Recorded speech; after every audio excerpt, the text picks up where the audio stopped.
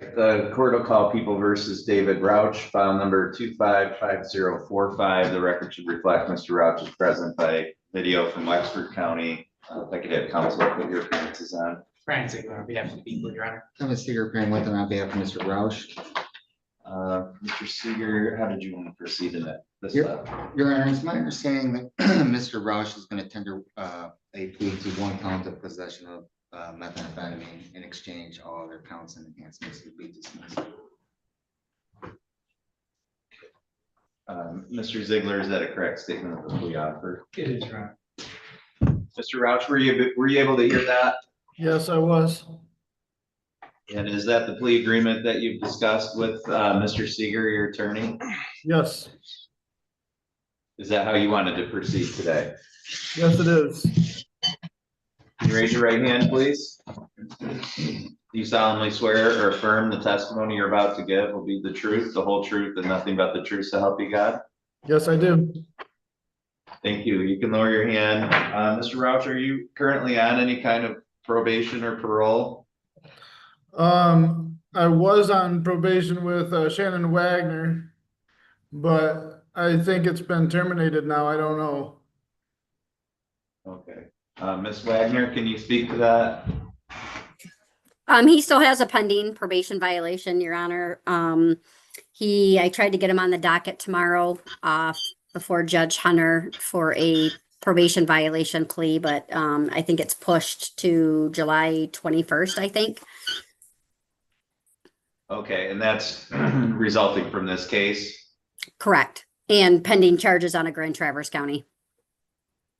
Okay.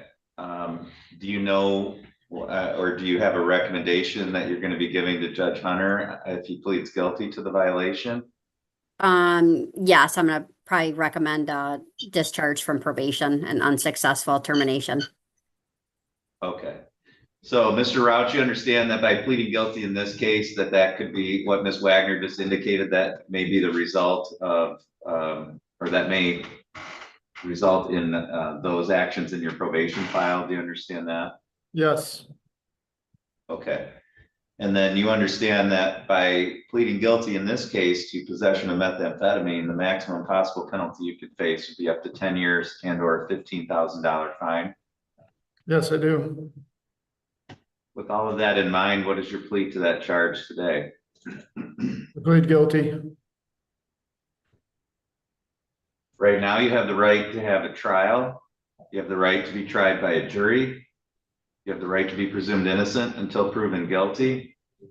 You have the right to have the prosecutor prove beyond a reasonable doubt that you are guilty. You have the right to have any witnesses against you appear at trial and to question those witnesses. You have the right to have the court order any witnesses on your behalf appear at trial. You have the right to remain silent during a trial and to not have that silence used against you.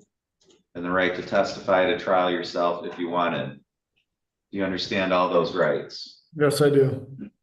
And you understand that you're giving up and waiving all of those rights by pleading guilty. Yes, I do. Also, you don't have an automatic right to appeal the plea that you're making here today. Your only way to appeal it would be by leave, which means you have to ask for the Court of Appeals to hear your case.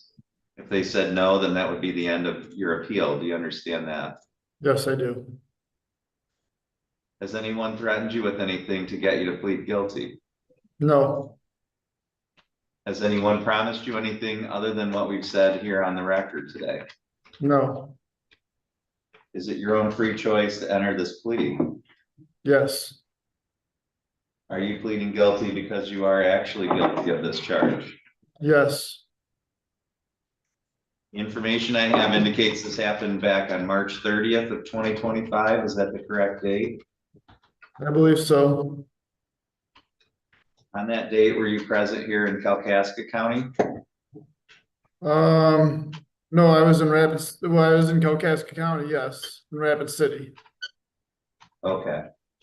And while you were in Rapid City there, did you have possession of some methamphetamine? Yes, Did you know that that's what that substance was? yes, Did you have any legal right to have any amount of that at that time?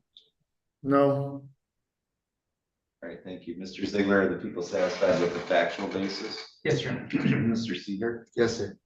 Mr. Ziegler, are the people aware of any threats, promises, or inducements other than what's been placed on the record? No, Your Honor. Mr. Seeger? No, Your Honor. Mr. Ziegler, are the people satisfied that the court has complied with statute and court rule in the taking of this plea? Yes, Your Honor. Mr. Seeger? Yes, sir. Mr. Rouch, the court finds that your plea is knowing, voluntary, and accurate. The court is satisfied that there is a factual basis to support a finding that you are guilty of this charge. The court will accept your guilty plea. We'll set this matter for a sentencing hearing. In the meantime, Ms. Wagner will likely be in touch with you for a pre-sentence report. And then you'll have an opportunity to go through that with your attorney, Mr. Seeger, prior to the sentencing hearing. Mr. Ziegler, anything further on this file today? No, Your Honor. Mr. Seeger? No, Your Honor. Mr. Rouch, did you have any questions at all?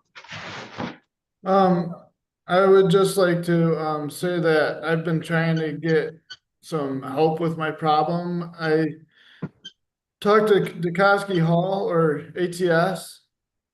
And they were saying that they could house me for sober living up in Petoskey if you guys would allow it. Okay, that's something to talk to Mr. Seeger about that, and that's something we can definitely address at sentencing. Okay. Thank you. Okay, thank you. The court's going to disconnect at this time. Okay, thank you.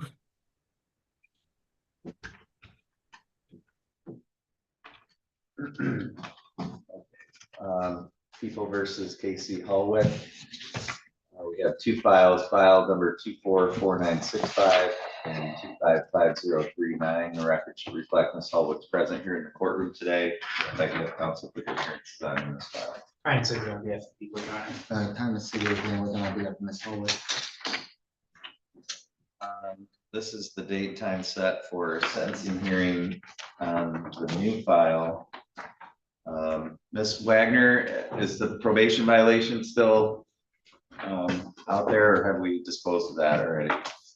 No, that is still pending. Your Honor, I have to go back. A couple of weeks ago, quite a few weeks ago, I sent an email out with a recommendation. Did that not come through? I did get the email, yeah. Yep. So I'm aware of that information. But we haven't, I'm just looking at that now. Mr. Seeger, how did we want to proceed with the probation violation? Yeah, I think we could just go forward with it as a subset to this particular. Court has no objections. I don't, is she gonna enter a plea to that then? Sure, Your Honor, we can do that. Okay. All right, in terms of, let's deal with the sentencing hearing first on the new file. Ms. Hullwick, did you have a chance to go through the pre-sentence report and talk to Mr. Seeger about that? Mr. Seeger, did you go through it with? We did, Your Honor, at the jail. Okay. And Mr. Seeger, are there any additions, deletions, or corrections to that? They're not, Your Honor. Any challenges to the guidelines? No, Your Honor. Mr. Ziegler, do the people have any additions, deletions, or corrections? Yes, Your Honor. On page 2, under the recommendation narrative, that says, second line, sentencing guidelines are 0 to 9 with a statutory maximum of 48. That would be if this was a larceny in the building, but it's an attempt. And the sentencing guidelines page, right, states it's 0 to 6 with a 24-month max, which is correct. So that should be corrected. Any objection to that change, Mr. Seeger? No, Your Honor. Okay, we'll make that correction. Any other corrections? No.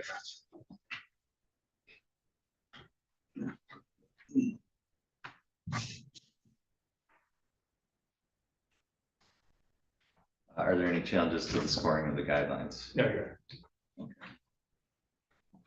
Mr. Ziegler, do we have any victims that wish to address the court today? No, Your Honor. Anything on behalf of the people for allocation?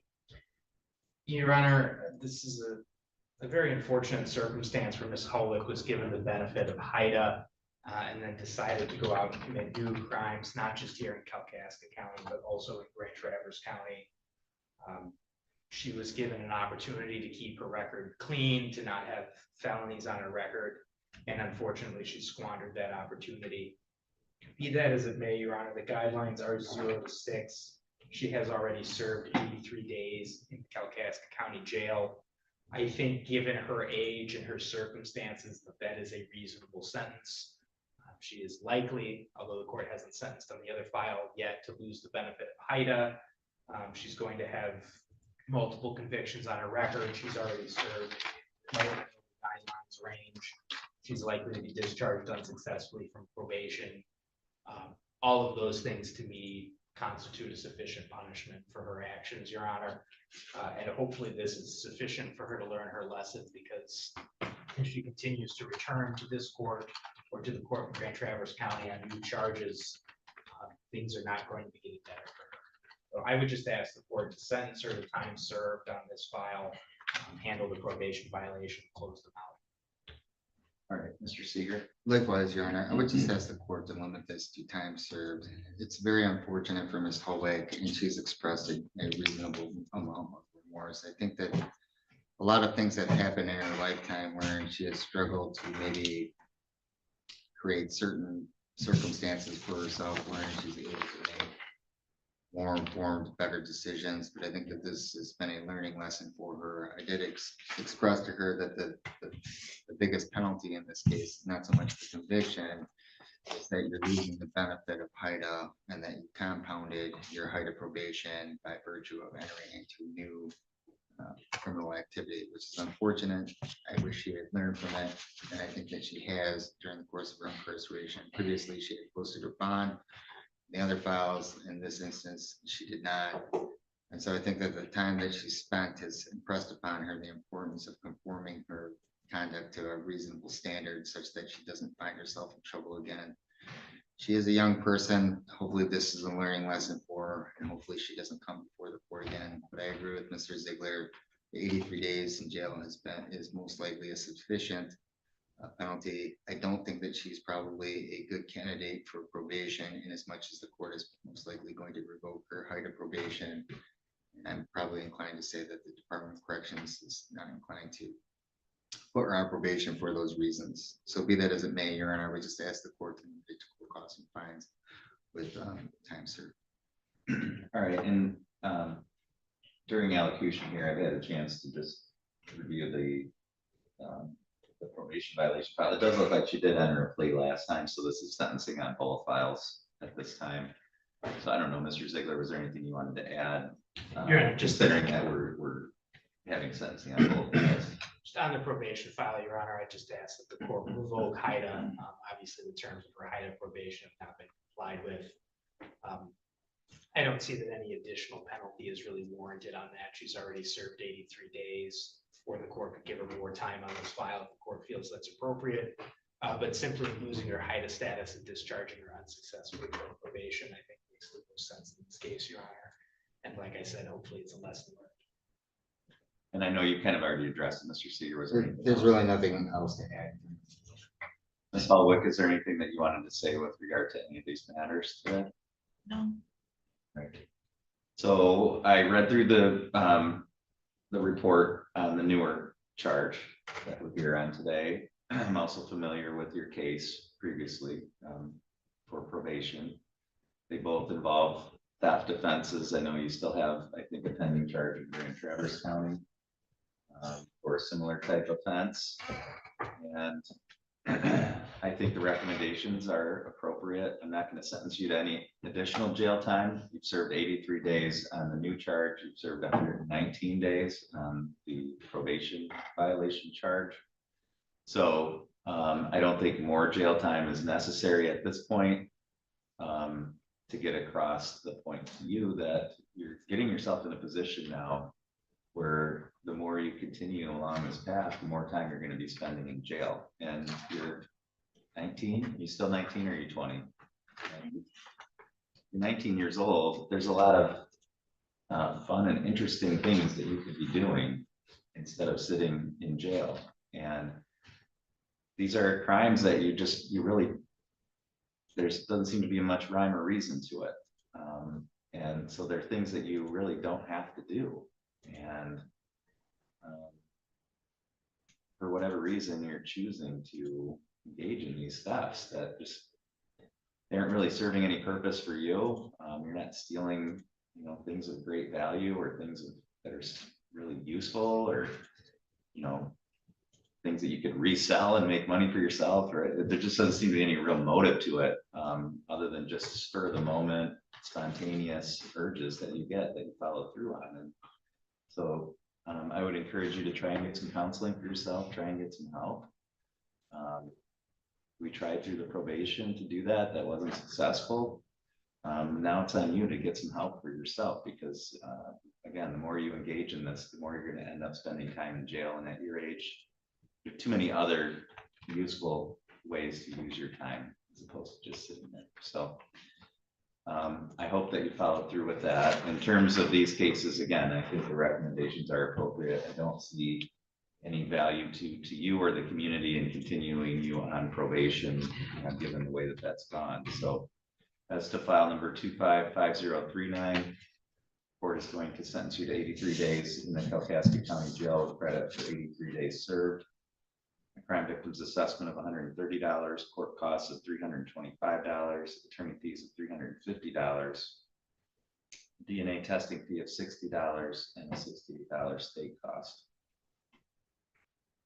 As to the probation violation, which is file number 244965, the court is going to sentence you to 119 days in jail with credit for 119 days served. The court is going to revoke your HIDA and discharge you unsuccessfully from probation in that file. The court will preserve the remaining obligation of $763 for collection. You do have the ability to appeal both of these sentences and knowledge.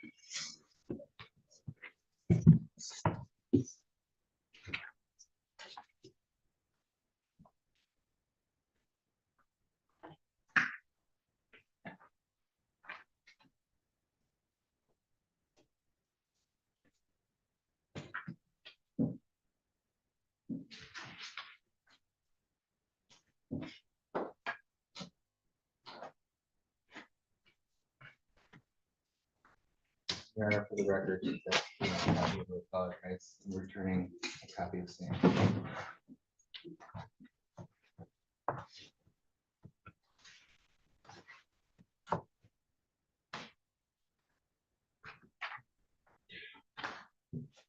All right, thank you.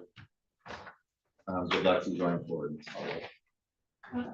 We're all set. Good luck to you going forward. I hope you get some help for yourself.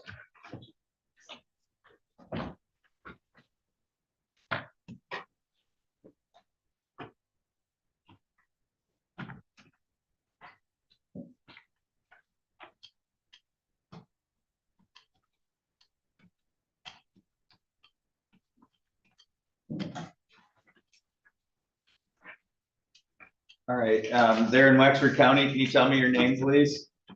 Clayton Ross. Mr. Ross, okay. We'll go on the record in People versus Ross. So this is file number 255057. Record to reflect Mr. Ross is present by video from Wexford County. If I could have counsel. I'm a Seeger appearing with on behalf of Mr. Ross. Mr. Seeger, can you tell me the status of this file today? Your Honor, it's my understanding that Mr. Ross has been offered an opportunity to plead to 1 count of possession of methamphetamine, which would be treated under 7411. Mr. Ziegler? Fair statement, Your Honor. Mr. Ross, were you able to hear that? Yes, Your Honor. Have you had a chance to discuss that plea agreement with your attorney? I have. Did you want to accept that plea agreement today? Yes. Okay, can you raise your right hand, please? You solemnly swear or affirm that the testimony you're about to give will be the truth, the whole truth, and nothing but the truth, so help you God? I do. Thank you. You can lower your hand. Mr. Ross, are you currently on any kind of probation or parole? I am on felony probation. And where is that out of? Grand Traverse County. Are they aware that you're going to be entering this plea today?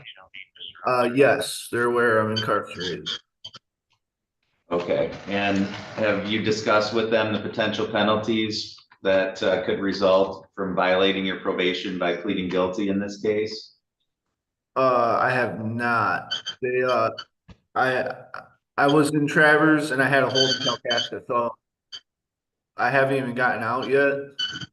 When they put me on probation, I just went from one county to the other. So I got my probation paperwork while I was here in Wexford, but it Gotcha, so came from were Travers. you on probation at the time that this crime occurred in this No. case? No, I was not. You weren't? All right, okay, thank you. You're welcome. All right, so, and you understand that by pleading guilty to possession of methamphetamine, that the maximum possible penalty for that charge is up to 10 years and or a $15,000 fine?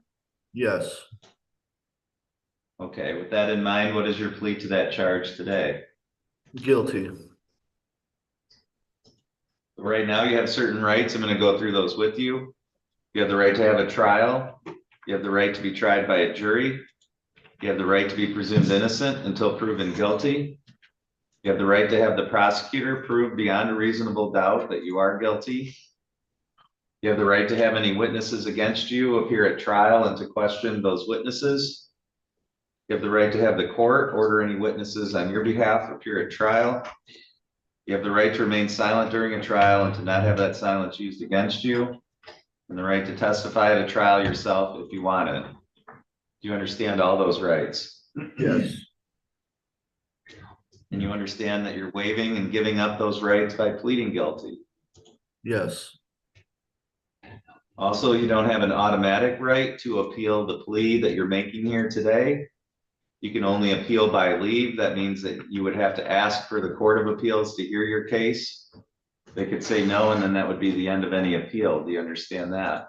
yes, Has anyone threatened you with anything to get you to plead guilty? no, Has anyone promised you anything other than what we've said here on the record today? no, Is it your own free choice to plead guilty? yes, Are you pleading guilty because you are actually guilty of this crime? yes, The information I have indicates that this happened, looks like almost exactly a year ago, back on July 9th of 2024. Is that the correct day? yes, On that day, were you present here in Kalkaska County? yes, And while you were here in Kalkaska County, did you have possession of some methamphetamine? I did. Did you know that that's what that substance was? Yes, Did you have any legal right to have any amount of it at that time? no, Mr. Ziegler, are the people satisfied with the factual basis? Yes, Your Honor. Mr. Seeger? Yes, sir. Mr. Ziegler, are the people aware of any threats, promises, or inducements other than what's been placed on the record? No, Your Honor. Mr. Seeger? No, sir. Mr. Ziegler, are the people satisfied that the court has complied with statute and court rule in the taking of this plea? Yes, Your Honor. Mr. Seeger? Yes, sir. Mr. Ross, the court finds that your plea is knowing, voluntary, and accurate. The court is satisfied that there is a factual basis to support a finding that you are guilty of this charge. The court will accept your guilty plea. We'll set this matter for a sentencing hearing. It'll be in about 30 days, but you'll be notified of the date and time of that hearing. Someone from probation will be in touch with you prior to that for a pre-sentence report, and you'll have a chance to go through that with your attorney prior to the sentencing hearing. Mr. Ziegler, anything further on this file today? No, Your Honor. Mr. Seeger? No, Your Honor. Mr. Ross, did you have any questions? no, Your Honor. Okay, thank you. That's all for today. Your Honor, Oh, Your Honor. Yep. I do, I was just looking up some of his stuff, out of Grand Traverse County, and I'm not for sure if this is gonna matter or not. I know the prosecutor isn't objecting to 7411, but he's got a prior possession of analogs from, a plea date of 10/6 of 2023. And then he's currently on probation, which I think occurred after the fact for possession, but I don't think he's eligible for 7411 from the analog charge. Mr. Ziegler? Your Honor, that offense doesn't appear on lien, so I wasn't aware of it. Okay, But if it turns out he's not eligible, don't think the offer is going to meaningfully change. It just means it won't be eligible for 7411. If he wants to withdraw, he can withdraw. Okay, Mr. Seeger, did you want to have a chance to talk to Mr. Ross? Your Honor, I guess we can talk about it, but then maybe if he's not eligible for 7411 for whatever reason, that maybe the prosecuting attorney, because they do this in certain circumstances, that they would reduce it to a possession of narcotics or something like that. And I don't know as if he is or he isn't, Your Honor, because I don't have that document, but. Okay, Mr. Ross, have you been able to hear all of that? Yes, Your Honor. So we have two options at this point. The option is, number one, is you could withdraw your plea because it sounds like, because of your prior convictions, you may not or are not eligible, may not be or are not eligible for 7411 status. So I would allow you to withdraw your plea, since that's information that it doesn't sound like the lawyers had prior to a few moments ago. That would give you the opportunity to continue to talk to Mr. Seeger, to continue to negotiate with the prosecutor's office. Or we can let your plea stand and proceed with sentencing, with you now having the knowledge that you may not be or likely are not eligible for 7411. So how did you want to proceed? Your Honor, I would just, maybe the prosecuting attorney, I guess would have discussed it with him, because I didn't have an opportunity to discuss it because I didn't realize it was a problem. But in any event, Your Honor, maybe the prosecuting attorney would allow him to plead to a possession of narcotics in the alternative, and it could be scored both ways, to the extent that he's eligible for 7411, that he could have a plea under the possession with 7411. If he's not eligible for 7411, that he could have a plea to a possession of narcotics, which is a 4-year, which is not what they always do in every file, but they do that sometimes. Well, Your Honor, I think I would want to have the information about his conviction and his probation before I made any decision about an alternate offer. Yeah, okay. All right, Mr. Ross, how did you want to proceed today? However, whatever my lawyer thinks I should do is what I want to do. Well, Your Honor, I guess I don't particularly have an objection to proceeding to sentencing as it were, to the extent that he's able to later withdraw it, if that were the case. And in between here and the sentencing date, I'll have an opportunity to speak with Mr. Ziegler. And if in the alternative, he determines that he would be eligible for some other remedy that it's not that, then I could ask the Department of Corrections to score it that way, and then we could exact a different plea at the time of sentencing, just to kind of expedite the file, if that makes sense. Yeah. Yeah, so I agree, Mr. Seeger. I think we'll proceed with the sentencing hearing today, and proceed with the plea as we have. Mr. Ross, I want you to understand that this is going to give you some time to further discuss this with your attorney, but if you decide based on what's happened today that you want to withdraw your plea at sentencing, I would allow you to do that. Okay. So I'm essentially extending your right to withdraw that plea to the time of sentencing from today. If it turns out that the parties are able to work this out and Mr. Ross is agreeable, that would at least give us the ability to proceed with sentencing, rather than having an additional 30-day delay,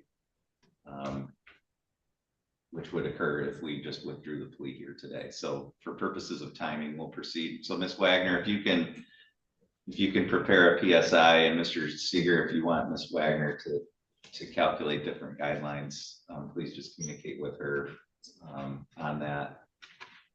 But Ms. Wagner, if you can just go forward with a PSI and just indicate whether or not, after you've had a further chance to look at it, whether or not Mr. Ross is eligible for 7411. Okay, I can do that, but just so everyone's aware, I can't recalculate guidelines for a different plea once the possession of meth gets entered. We can't just go back and take that out and recalculate it for a different plea. Okay. All right, thank you. Mr. Ross, that's all for today. Thank you. All right, thank you.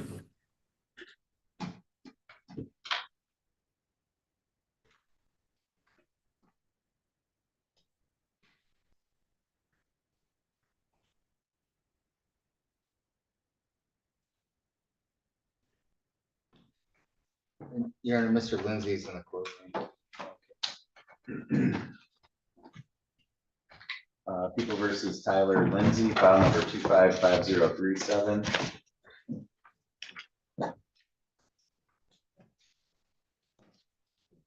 is the date and time set for sentencing in this matter. Mr. Lindsay is present here in the courtroom today. If I could have counsel put your appearances on. Ryan Ziegler, yeah. We are. Thomas Seeger appearing with him on behalf of Mr. Lindsay. Mr. Lindsay, have you had a chance to go through the pre-sentence report and talk to Mr. Seeger about that? Yes, sir. Okay. Mr. Seeger, are there any additions, deletions, or corrections? They're not, Your Honor. Are there any challenges to the scoring of the guidelines? They're not, Your Honor. Mr. Ziegler, do the people have any additions, deletions, or corrections? No, Your Honor. Any challenges to the scoring? No, Your Honor. Do you have any victims that wish to address the court today? Anderson here? No, Your Honor. Anything on behalf of the people for allocution? Your Honor, I think the report does a good job of describing the incident, what the defendant did in this case. He caused over $2,000 worth of damage to property. It's my understanding, speaking to the victim and based on the report, she's not seeking any restitution. She just wants to be done with Mr. Lindsay and move on with her life. But that doesn't change the fact that that's the amount of damage he did, and it's completely inappropriate behavior. The report describes a bunch of property damage, writing on the walls, cutting up her bras, just very juvenile and offensive damage to property that was completely needless. And I think some kind of penalty for that is appropriate, Your Honor. The guidelines are 0 to 9. I think a sentence in the middle of the guidelines is appropriate for this kind of offense. I think it demonstrates that we as a society will not tolerate this simply wanton property damage for no other purpose. And hopefully it will send a message to Mr. Lindsay specifically that he can't engage in this behavior and needs to act more appropriately in the future. Thank you, Mr. Seeger. Your Honor, by way of allocution, this was just a difficult moment in Mr. Lindsay's life. He clearly didn't handle things well. And it's unfortunate that, you know, sometimes when you have children in common or you're in the midst of breaking up from a relationship that was meaningful to you, that maybe you don't handle things well. To his credit, Your Honor, he's expressed a great deal of remorse for his actions, and hopefully he's learned from this lesson. But he also did acknowledge that it's time for him to just break away and definitely go their separate ways, which is unfortunate. That's just how things work sometimes. So he's accepting of that, whereas previously I think he was maybe struggling with that idea or fact. But be that as it may, Your Honor, I would also note that he was incarcerated for a period of time. He does not get credit for that time because he was under sentence. Be that as it may, Your Honor, he's asking the court to consider limiting this to court costs and fines if the court believes that a sentence of some sort, in addition to what he's already served, is necessary. He would ask that the court consider a lesser sentence. He is going to have child support. He does have a meaningful work history. He's always been employed. He expressed to me that he does have a lot of skills for which he can gain employment. And so that, I guess that's a positive going forward. At least does have a positive work history. He is able to provide for himself, and hopefully he's able to provide for his child. So going forward, Your Honor, he does recognize that he can't have contact with this individual, that he needs to, you know, make good for the things that he's done wrong. But he's very accepting of what has happened, and he is remorseful. Thank you. Sir, anything that you wanted to say today? Yes, sir. I just, you know, what Mr. Seeger said is 100% correct. It was ridiculous of me and childish, and in the way that I handled the situation, I didn't know how to emotionally deal with the loss of someone that I loved, I guess. And you know, my home of 8 years, I got a lot of blood, sweat, and tears in that house. My dogs are buried in the yard, and I felt it was ripped from me, and I was hurt. Not as bad as I hurt her, though, Your Honor. I feel awful about the things that I did, and I can't change them. I can only do better going here forward. I want to be present in my children's lives again, and be able to be a good father and just be there. I do have an interview set up with Dan Brady Painting for this afternoon, as well as others this week. I just, I'm hopeful for your benevolence and understanding, I guess. I feel awful about the whole thing, and if I could take it all back, I would, but I can't. I would give anything to, but unfortunately, that's not possible. I guess that's it, Your Honor.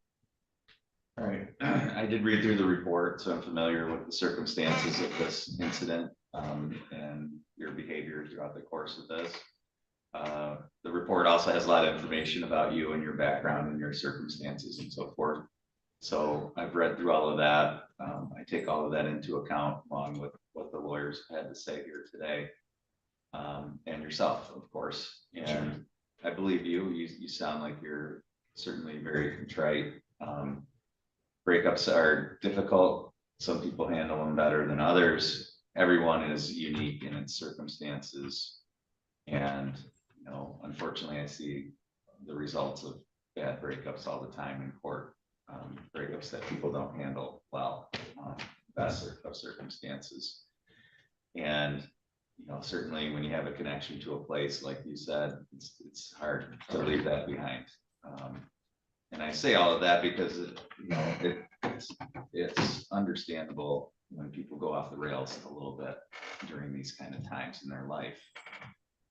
But we all have an obligation to handle those in the right way, and you definitely didn't do that in this case. And there are lots of these situations that occur where people don't do this kind of thing, even though they might feel like it. Mm-hmm.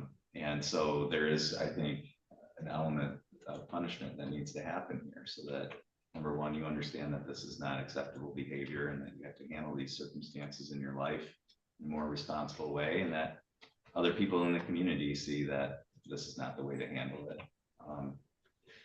The prosecutor's asking for something in the middle of the guidelines. The guidelines are 0 to 9 months. They're asking for no jail time. When I read this report and looked at the circumstances, I thought that 90 days was an appropriate sentence. I think that gives you an element of punishment here. It's at the lower third of the guidelines. So I think that recognizes the mitigating circumstances here and acknowledges your acceptance of responsibility and your apology to the victim here on the record today. So the court is going to sentence you to 90 days in the Kalkaska County Jail. You do have credit for 2 days served. Court is going to order that you pay a crime victim's assessment of $130, court costs of $325, attorney fees of $350, DNA testing fee of $60, and a $68 state cost. You have the ability to seek an appeal of this sentence. You have Mr. Lindsay acknowledge receipt of the appellate rate.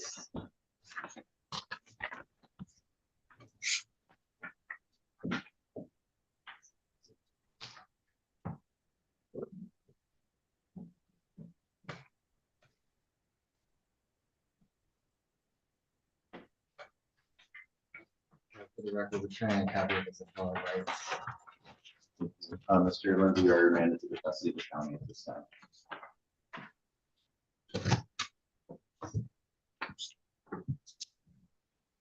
Mr. Lantzer, are you able to hear me okay? Yes, Your Honor. Go on the record in People versus Lantzer. This is file number 244996. Record should reflect Mr. Lantzer's appearing by video by prior approval of the court.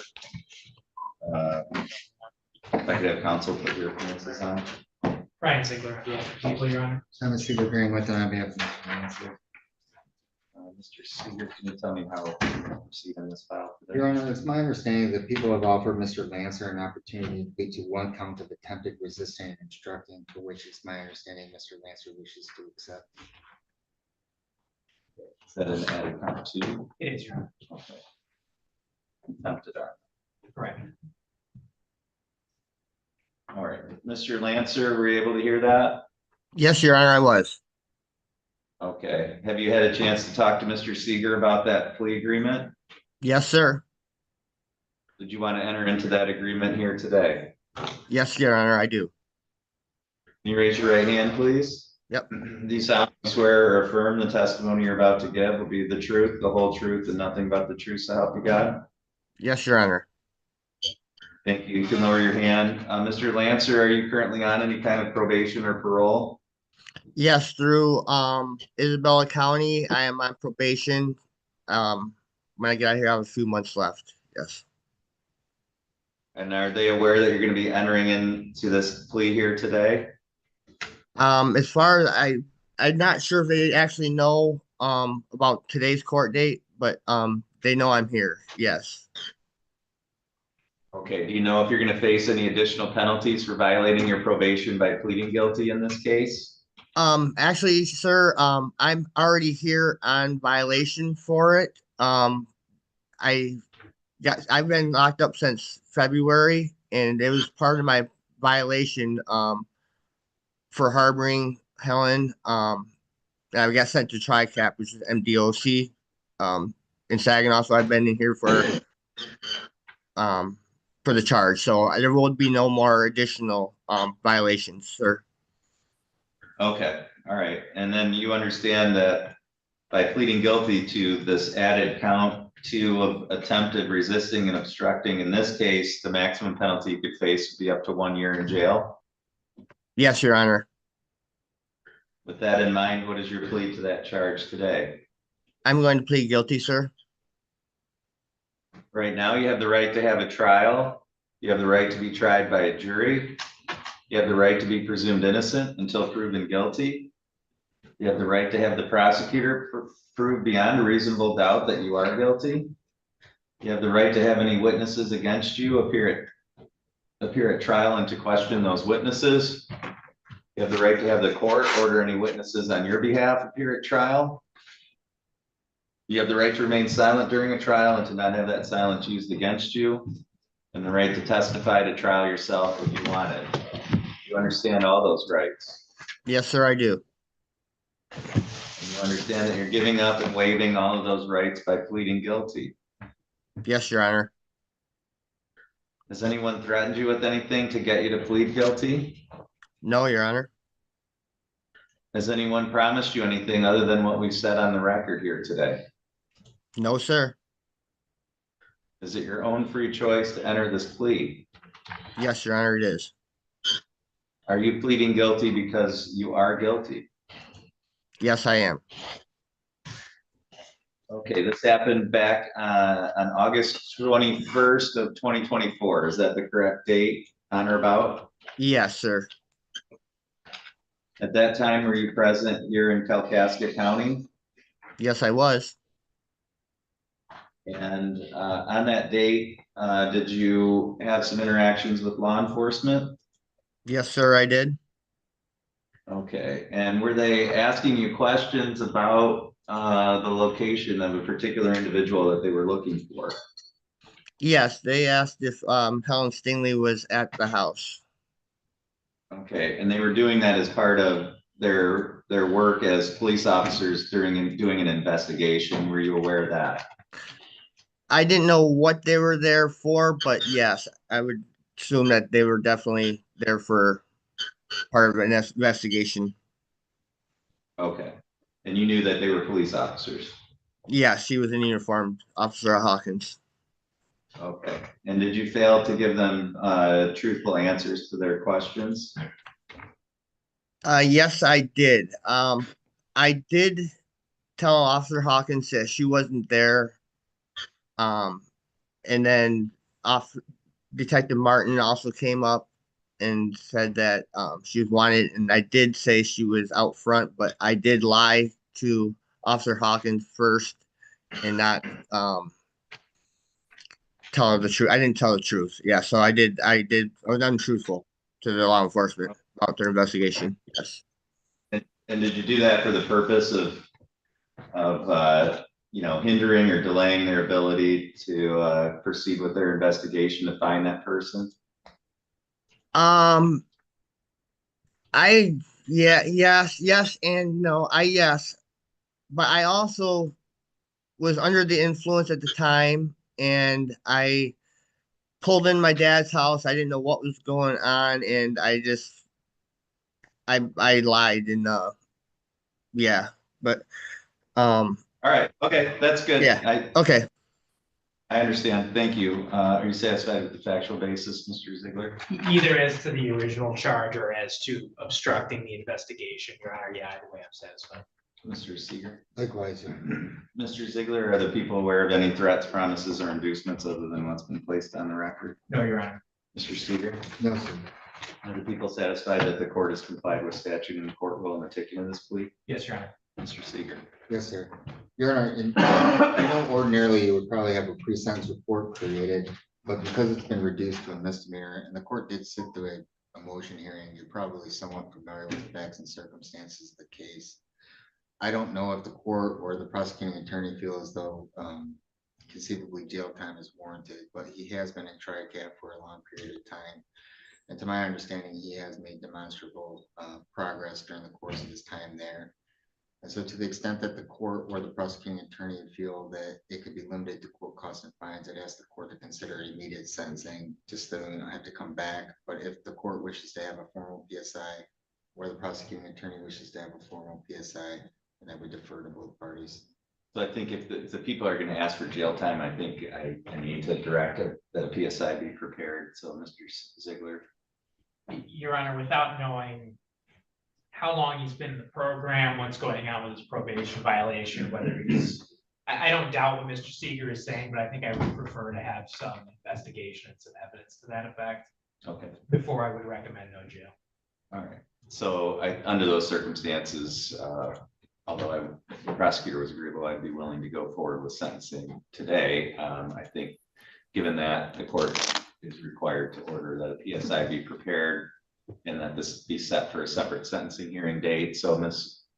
Wagner, if you can do a misdemeanor PSI or direct one of the agents to do that. And then Mr. Lantzer, we will set this for a sentencing hearing. You'll be notified of the date and time of that hearing. You know how much longer you're gonna be TRICAP there? Yes, my scheduled release date is July 31st, sir. Okay, so we'll set this for an in-person sentencing here in Kalkaska. And Mr. Lantzer, somebody from the probation department will be in touch with you. And then you'll have a chance, obviously, to speak with Mr. Seeger prior to the sentencing date, okay? Okay, so they'll reach out to TRICAP though to do my PSI. Is that correct? Ms.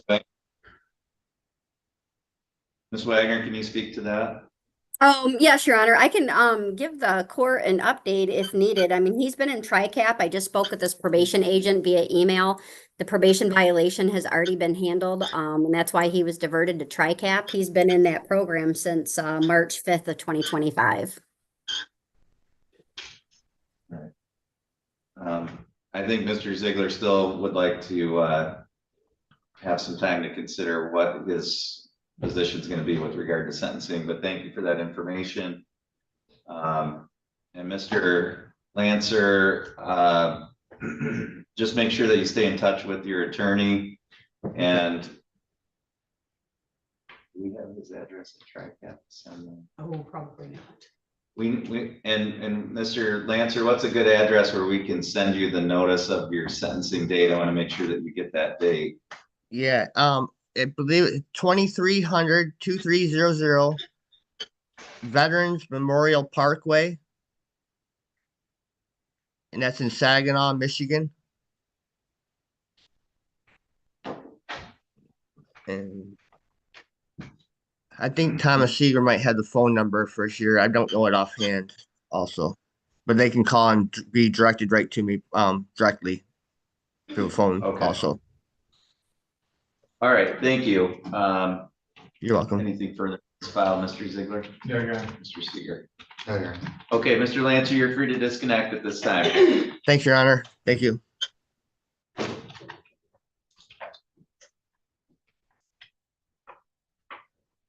People versus Michael Smith. Your Honor, I'm talking to his mother. Mr. Smith apparently is having somewhat of a mental health crisis. I'm not sure the court is familiar with Mr. Smith, but the prosecuting attorney is probably quite familiar with Mr. Smith. Mr. Smith has had somewhat of a long history of mental health problems through the district court, through the family court, and other things. Be that as it may, Your Honor, I tried to make arrangements for him to appear by Zoom, knowing that he didn't have a vehicle. In any event, Your Honor, his mother's saying he's really struggling right now. And so I don't know if the court would be willing to issue an order to show cause as opposed to a bench warrant. I don't have any reason to believe that he wouldn't appear. I just think that he probably, which as his mother is describing, is probably having somewhat of a mental health problem. But I guess I would defer to the court and Mr. Ziegler. People take any position, Mr. Ziegler? Your Honor, I am familiar with Mr. Smith. He had an NA case for a couple of years at least, so I'm well familiar with him. He's always appeared for court. He does have some mental health issues. I don't know his exact diagnosis, but given that he has a long history of appearing, I wouldn't oppose the court issuing a show cause if the court felt it was appropriate. Okay, then we'll just adjourn the hearing for today and reset it for the reasons stated by both counsel on the record and for the fact that you have communication with somebody on Mr. Smith's behalf. It's not a case where he's just failing to appear with no communication. So we'll reset this. Mr. Howser lodged. Yes, Your Honor, is it possible to have a moment with Mr. Howser? He was in Ionia, so it was difficult to discuss with him. They needed me to do a bunch of things to be able to talk to him. I was unable to. However, Ms. Wilks is here, Your Honor, and then I can. Okay. Sure. Ms. Wilks, if you want to come forward, we'll call People versus Wendy Wilks, file number 255068. Ryan Ziegler, on behalf of People, Your Honor. Record should reflect Ms. Wilks is present here in the courtroom today. Mr. Seeger, how did you want to proceed on this file? Your Honor, it's my understanding that Ms. Wilks has been offered an opportunity to plead to one count of false pretenses, $100 to $1,000 in misdemeanor. In exchange, the other counts would be dismissed. 1 year misdemeanor? It is, Your Honor. Mr. Ziegler. It's a fair statement, Your Honor. Ms. Wilks, have you had a chance to speak with Mr. Seeger, your attorney, about this plea agreement? Not really. Do you need more time to do that before we proceed today? No, it's okay. Do you want to enter into that plea agreement today? Yeah. Okay, can you raise your right hand, please? Do you solemnly swear or affirm the testimony you're about to give will be the truth, the whole truth, and nothing but the truth, so help you God? Yes.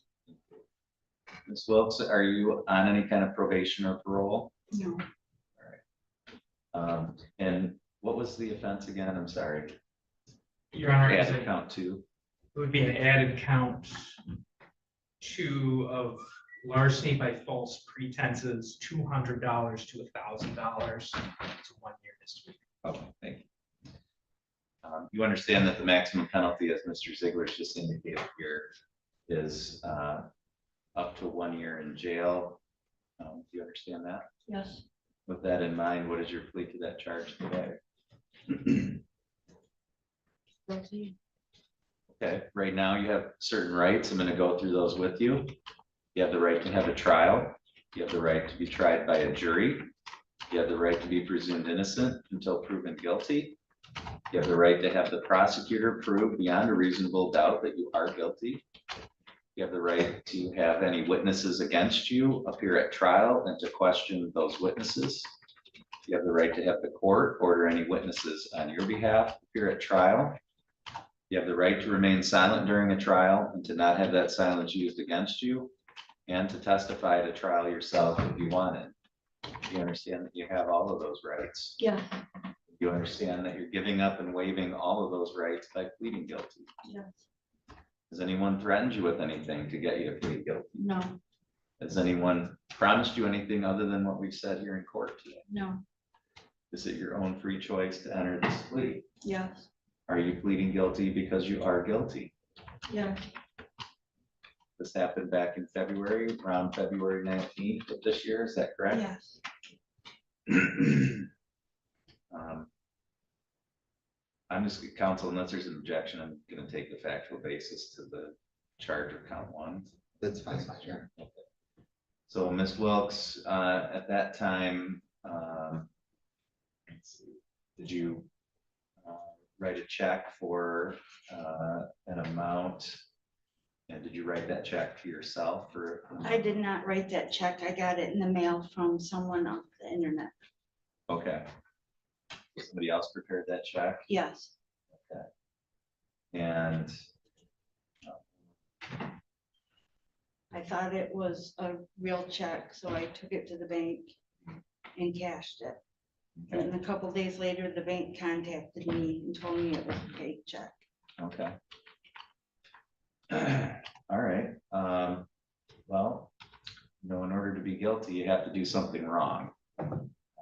And if you truly believed it was a real check and that you were entitled to that money, then you couldn't have done anything wrong. No, So did you really think that that was a real check? And that Yes, I you were did. entitled to that money? I thought it was a real check, yes. Did you think that you were entitled to that money by cashing that check? Yeah, he told me that he was gonna help me out and send me a check, so I thought it was real. You thought somebody was just gonna give you $8,760 Mhm. for no reason? He told me he was gonna help me out. I was stupid, fell in love with some guy off the internet and Mr. Seeger? Yeah, I mean, generally, those are the facts and circumstances. As an aside, Your Honor, she subsequently obtained a loan to pay off the check that was given to her, and so there is no restitution at this time. But those are generally the facts and circumstances of the case that she's described. Sigler, I mean, how can I find Miss Wilks guilty here? I don't know that you can, Your Honor, if she's insistent that she didn't know or didn't have reason to believe that it was a fraudulent check at the time she passed it or at the time she obtained the funds. Yeah, so Miss Wilks, again, you know, I would have to find that you either knew or had a reason to know that you weren't entitled to this money, and that was a fraudulent check, and then that you went ahead and cashed it anyway so that you could get the money. You know, that's what would have to happen for you to be guilty of this charge, and if that's not what happened, then I can't accept your plea, and I can't find you guilty. then how do I change my plea? Well, I think our option then would be to go to trial, and the jury will have to decide whether that's what happened or whether they believe you that you truly thought this was an innocent, legitimate transaction. So that's our option. Your Honor, if you would just give us one additional jury status conference, I guess that on we either accept a plea and we're able to get to the factual basis, or in the alternative, as the court is opined, we go forward and we have a trial, but I will defer completely to the client, but that has generally been her version of things. Yeah, so that's fine. I'm gonna go ahead and put this on the trial calendar. It sounds like would this be a one-day jury That's trial? fine. Yes. Okay, so we'll set it for a one-day jury trial.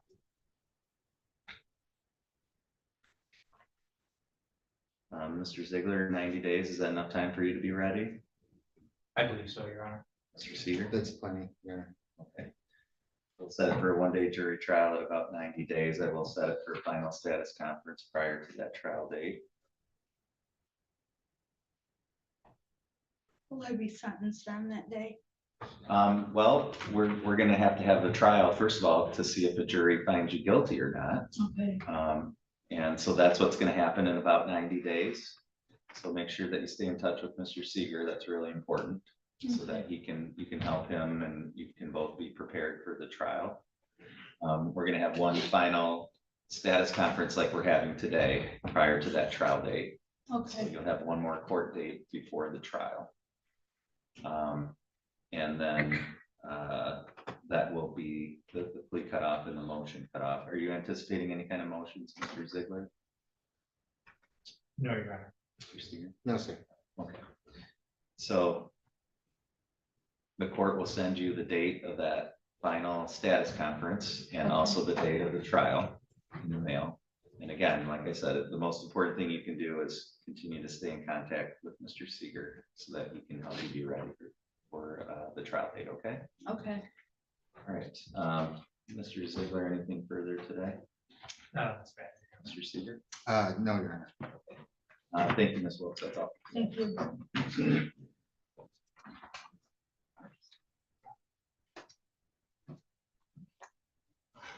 Okay, let's take a short recess. Oh, before we do that, Mr. Seeger, did you receive Mr. Ziegler's challenge? I did, Your Honor, and I didn't file a written response, and I was just gonna make an oral statement. Okay, so you're objecting to his scoring? Yes, Your Honor, the only thing that I can specifically say is that the offense dates were differently, but I wouldn't necessarily disagree that they do run concurrent, because they didn't. Okay, sounds good. Thank you. How much time do you think you need, Mr. Your Honor, if I could have 10 minutes, I just, yeah. Sure. All right, we'll take about a 10-minute recess and we'll come back on the record.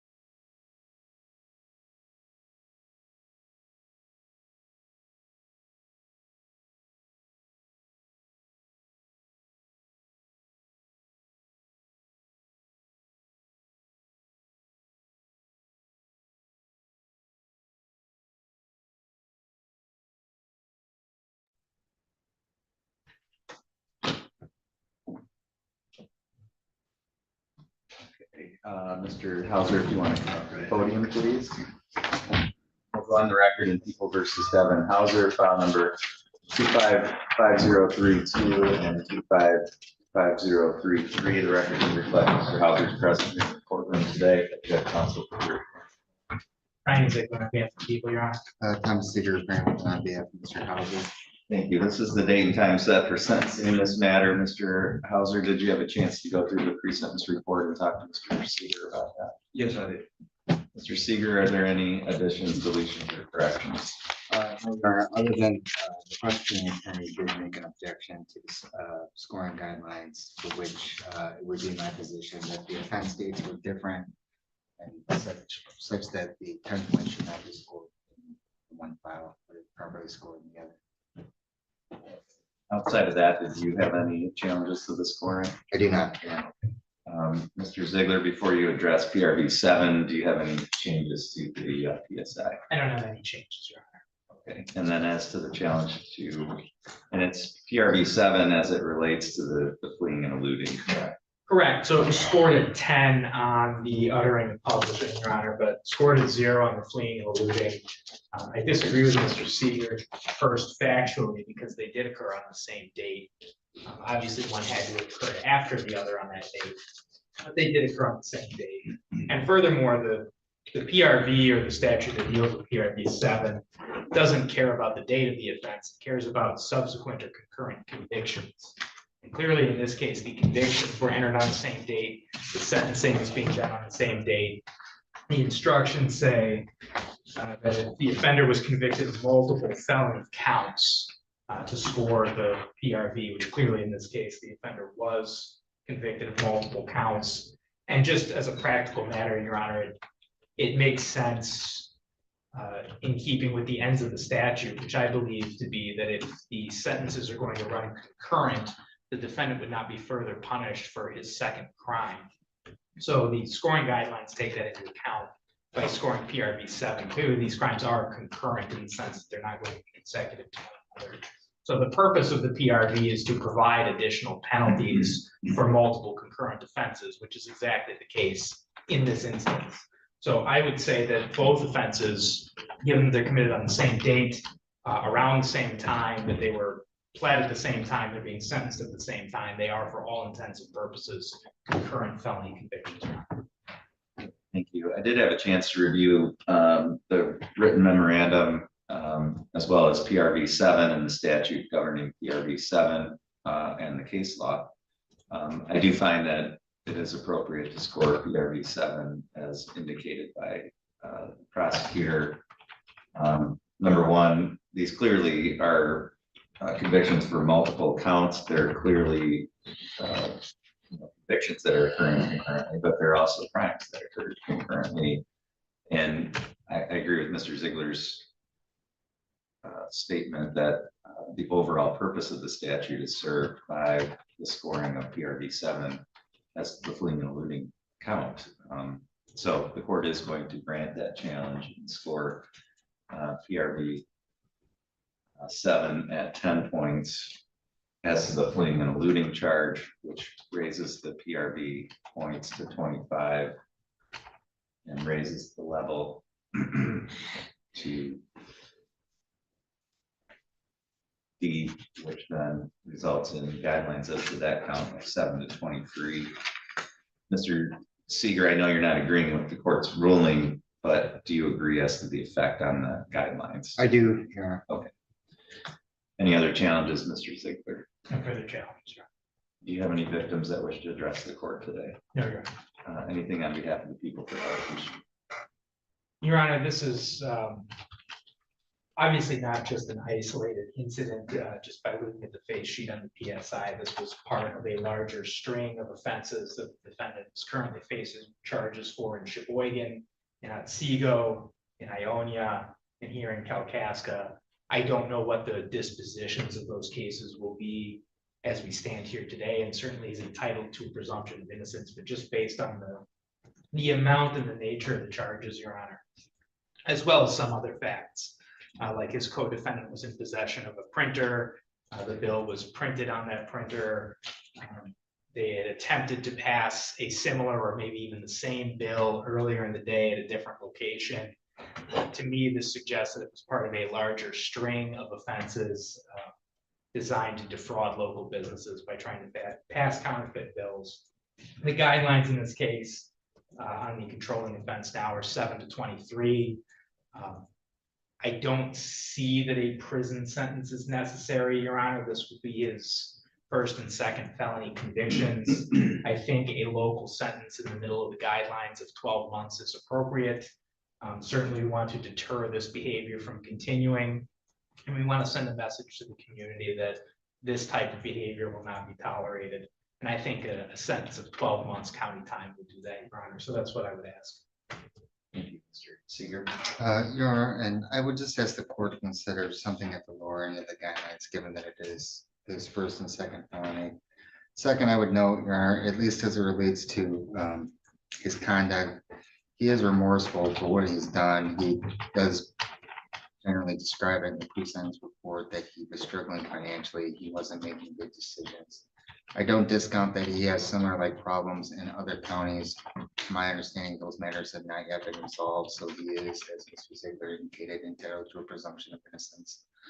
Be that as it may, Your Honor, I'm looking at it at a more practical standpoint. To the extent that the court imposes a sentence of 12 months, that would probably mean that he would have to serve his time here, as opposed to being returned to Ionia County. To the extent that he's able to resolve his files there, I'm assuming that he would receive a somewhat similar sentence to that which the court may impose here.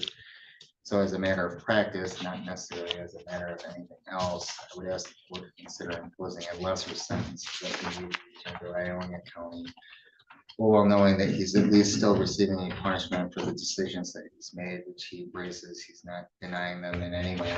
He's already served 66 days. This whole situation was entirely avoidable, and I think he says the best pre-sentence report that including the leading portion was possibly the worst part of it, because he took a bad situation and he made it even worse. So he recognizes that his own conduct brings him to the position that he's in today, which has also caused problems with his family. He's responsible for a minor child. That situation has been difficult for him, obtaining care in his absence, recognizing that he and the child would not be in this position had better choices all along. Going forward, Your Honor, it's my understanding that he's hopeful that he'll find gainful employment, that he'll be able to regain care and custody of his child, and that he'll just be able to make better life decisions. He did express a great deal of remorse. All right, thank you. Mr. Howser, anything you wanted to say? Yeah, I just would like to let the court know that I apologize for the things that I did, the selfish acts that I committed when I came to Kalkaska. Like I said, I was going through some financial hardships at the time. I was struggling a little bit, and I made poor decisions in that time. And I just would like you guys to know that I apologize for what I did. I would like to just get back to my son as soon as I can, because he's missing me right now. He's going through some, like he said, he's going through a lot of things with me being here. It's causing a lot of trouble with me taking care of him, and a lot of other things that's going on at home with my family life. And that's, yeah, pretty much. Okay. I did read through the report, so I'm familiar with the circumstances that bring you before the court here on these charges. There's also a lot of information in that report about your own background and your circumstances and so forth. So I take all of that information into account, along with what you've had to say and what the lawyers have had to say. Certainly is concerning conduct. This is clearly part of a larger scheme of an attempt to pass counterfeit bills, regardless of what your motivation was, the need for money, etc. This is clearly conduct that is something that the court and the community in general has an interest in deterring and punishing, because not only does it create issues with regard to the victims, in other words, the people that receive the counterfeit money and then give you change in exchange for that of real money, but it creates insecurity in the entire financial system when there are counterfeit bills in circulation. Not to mention the amount of time and resources that law enforcement has to devote, and it takes away from their ability to investigate other crimes that are more serious and involve harm to individuals. So there's a lot of implications to this type of crime. And that's to say nothing of the fleeing and eluding charge. All of that being said, as Mr. Ziegler indicated, you do not have a lengthy felony criminal history. And so I think there are some mitigating factors here too, which, the court has the ability to sentence you up almost up to 2 years in prison. I don't think that's called for given your prior history and the reasons that both sides have indicated today as mitigating factors. But I do think a sentence in the middle of the guidelines is appropriate, number one, to punish you for your conduct in this case and to provide, again, a deterrent to others who may be looking at engaging in this type of behavior. So the court is going to sentence you to 12 months in the Kalkaska County Jail as to file number 255032, which is the counterfeiting charge. 12 months in the Kalkaska County Jail with credit for 66 days served. Crime victims assessment of $130 and a $68 state cost. As to file 255033, the fleeing and eluding charge, also 12 months in the Kalkaska County Jail with credit for 66 days served. And that charge of crime victims assessment of $130, court costs of $325, attorney fees of $350, DNA testing fee of $60 and a $68 state cost. Those charges to run concurrent to each other. You have the ability to seek appeal of the sentence. And Mr. Speaker can provide Mr. Howser and have him acknowledge receipt of his appellate rights.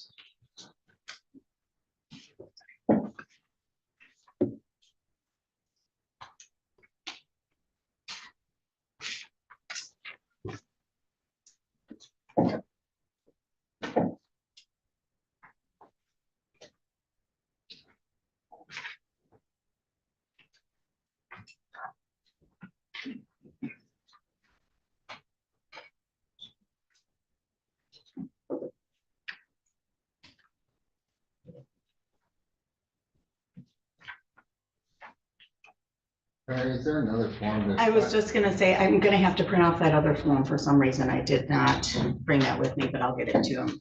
The sentencing documents. Thank you. And Mr. Howser, you are remanded to the trustee of the county at this time.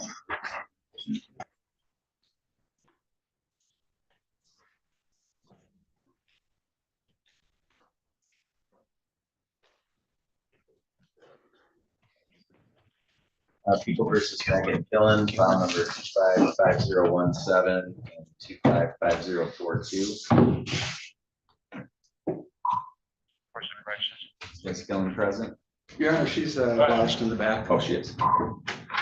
She's being brought up now. Okay. All right, you see Mr. Ward is up on the screen, and I think that should be somewhat quick. Okay. Mr. Ward, we're going to need you to unmute on your end there.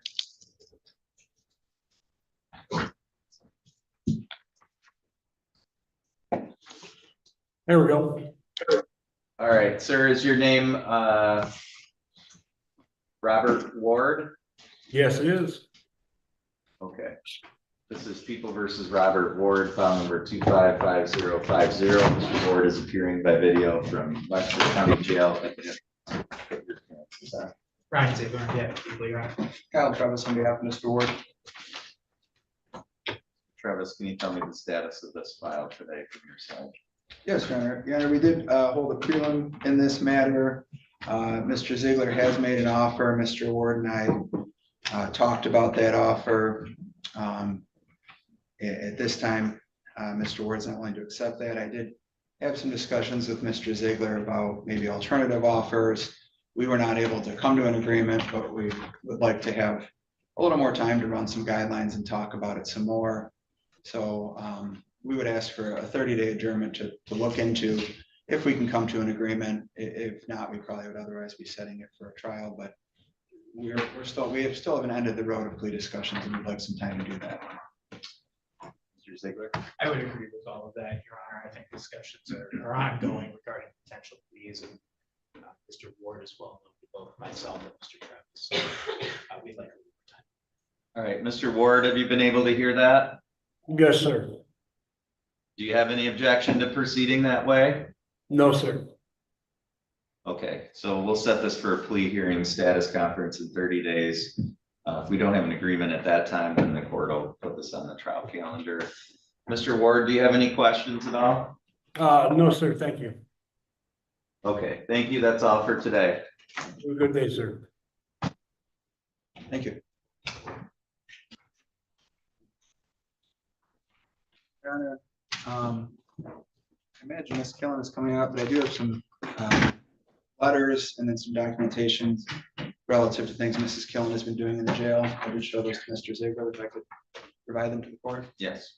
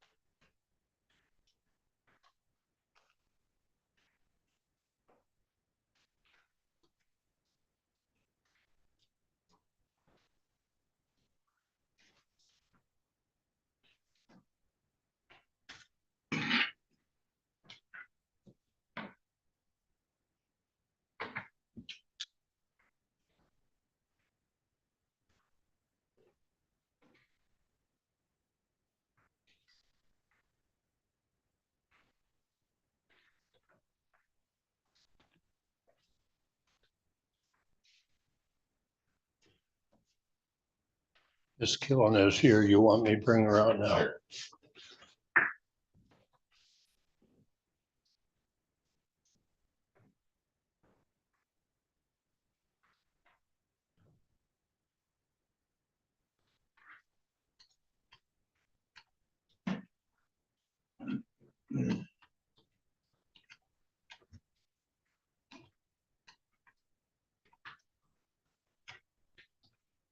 Do you want these attached to the PSI?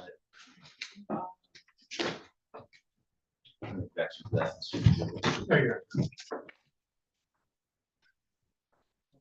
We're on the record in People versus Megan Killen, file number, again, 255017 and 5042. Record should reflect Ms. Killen's present here in the courtroom today. This is the date and time set sentencing. Ms. Kellen, have you had an adequate opportunity to go through the pre-sentence report and talk to Mr. Travis about that? I have. And Mr. Travis, other than the documents that you've already provided today, are there any additions, solutions, or corrections? None that I'm aware of, Your Honor, and no challenges to the scoring. Mr. Ziegler, do the people have any additions, deletions, or corrections? No, Your Honor.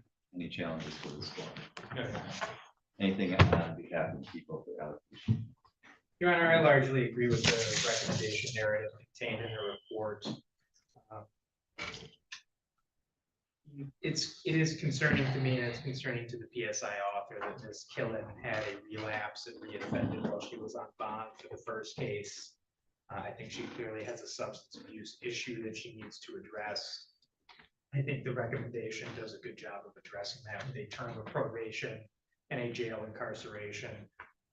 I would just ask the court, the recommendation indicates a short term of probation. I don't know that a necessarily shortened term of probation is appropriate. I think she's fully earned whatever full term of probation the court deems is appropriate, and that she should have a significant amount of jail held over her head to help motivate her to comply with that probation and to ensure that she is punished if she has further relapses. I think her history recommends a sentence of that length. She does have significant amounts of credit, but I think overall the recommendation is appropriate, Your Honor, a term of probation, jail, abeyance. So I would ask the court to adopt that recommendation. Thank you, Mr. Travis. Thank you, Your Honor. And I think Ms. Kellen will address this more. She's even addressed it a bit with PSI. Obviously, this is not the best situation. She's struggling.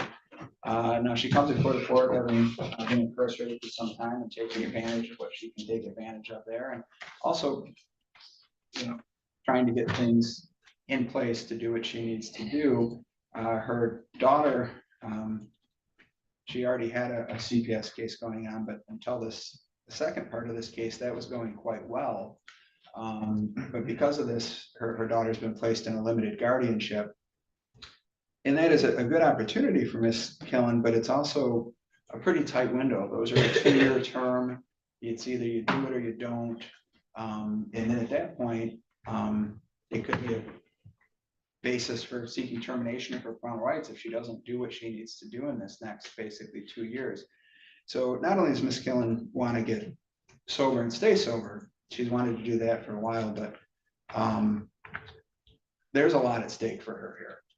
That's very motivating to her, that she's really got to succeed in the next 2 years. So I point that out because she knows that, but it's very, even more high stakes than just incarceration. Her continuing to legally be the mother of her daughter is on the line here. So I think it's greatly motivated her, and I've seen it. She's done a lot, and she can tell you, she's worked on trying to get things lined up for if she gets out of jail today or whenever she gets out of jail to get into rehab, continue. There's some question as to what her order requires. She's got to follow with the family court on that, if she has to do an outpatient or it has to be an inpatient, but she's going to do whatever she needs to do. So there's a lot of motivation on her. Thank you. Ms. Kellen, anything you wanted to say today? I just have a brief letter, if that's all right. All right. I wanted to start by formally apologizing to my community, my daughter, my family, and everyone involved. I'm deeply sorry for driving under the influence, especially with my daughter. That was irreprehensible and will never happen again. And though I have relapsed and had a setback, I'm highly motivated to remain sober and go from my limited guardianship to full custody while working with family court not to repeat my mistakes. This time around, I've been utilizing all my tools and working closely with Amy Cox and Anna Marie with an aftercare plan. If and when I leave here, I will be fully funded to go back to treatment and am scheduled for outpatient through Catholic Human Services. I'm on the Vivitrol shot. Along with having a strong support system and a relapse prevention plan in place, I feel that I'll be able to re-enter society and maintain my recovery successfully and ultimately regain full guardianship of my daughter. Thank you. I read through the pre-sentence report. I'm familiar with all the circumstances that bring you before the court here today, as well as just your personal history and your background through the information in that report. And take all of that into account along with what the lawyers had to say here and yourself. I also, Mr. Travis gave me some documentation of what you've been doing since you've been lodged on this charge. So I have kind of a full picture, I think, of all the circumstances here. And I do think the recommendation is appropriate for probation with time served and some jail time held over your head in advance. It's apparent to me that, you're taking this seriously and that you're really trying to do everything you can at this point, at least during your time of your incarceration, to address your issues, which is really important. Because this is concerning conduct, particularly with regard to your child. And I think it's a statement as to how powerful addiction and drugs can be, that somebody's willing to put probably the most important person in their life in danger. And so I hope that you continue on the path that you started here today. I think it's important to give you the opportunity to do that. And so that's what we're going to do. And I hope that you do follow through with it, because it's going to be better for you. It's going to be better for your child. It's going to be better for our entire community. But to the extent that you don't, there will be a consequence there. So I think, again, the recommendation is appropriate. And with regard to file number 255017, the court is going to place you on probation. I'm going to make the term of probation 18 months. The recommendation is for 12. I'm going to make it 18. Under the current rules, you're eligible to be discharged from probation early. If you do well on probation, that'll be up to your agent whether or not to recommend that.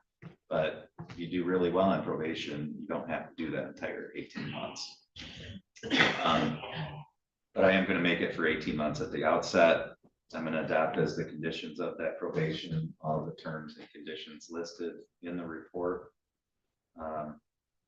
the court is going to, on that charge, the guidelines are 0 to 9. The court is going to order 9 months, but I'm going to order that you serve 152 days of that up front with credit for 152 days served. The court's going to hold the remaining time in abeyance to be served at the discretion of the court. The court will order a crime victim's assessment of $130, court costs of $325, attorney fees of $350, the DNA testing fee of $60, and the state cost of $68, along with a supervision fee of $30 per month while you're on probation. And then with regard to file number 255042, fines and costs of $75 crime victims assessment and a $53 state cost, those two be concurrent to each other. We have the ability to seek an appeal of the sentence. We're going to provide you with some papers that explain to you what your appellate rights are. And Mr. Travis, you can have Ms. Kellen acknowledge receipt of those appellate rights. Yes, Your Honor.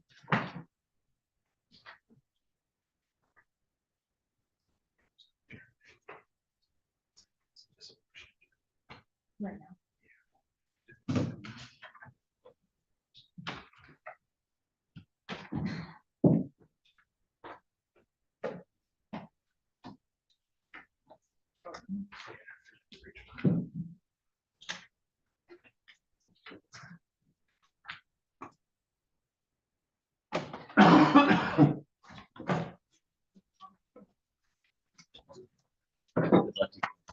Thank you, Your Honor. Oh, Your Honor, I'm sorry. I know I said to attach those, but I think Ms. Kellen would like, if I could get the certificates back. Sure. I'll just give you the whole package. Okay, thank you, Your Honor. Thank you. Good luck.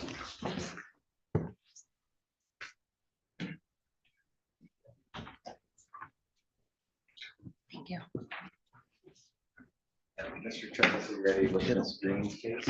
Yes, Your Honor. Mr. Green is present in the courtroom. People versus Heather Green, file number 255053. Ryan Ziegler, on behalf of the people, Your Honor. Kyle Travis on behalf of Mrs. Green. Mr. Travis, can you tell me the status of this file? Yes, Your Honor, we did hold a prelim in this matter.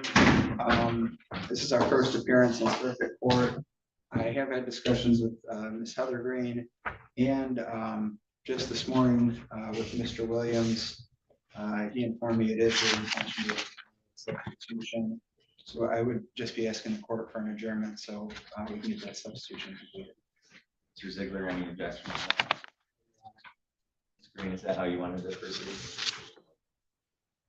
So we'll reset this for another hearing. Ms. Green, you'll be notified of the date and time of that hearing. Is it Jesse Williams that you're? Yes, Your Honor, Jesse Williams. Is he already? He indicated he would get me a substitution within the next day or two, so I took that to mean, I guess I don't absolutely know, but. Yeah.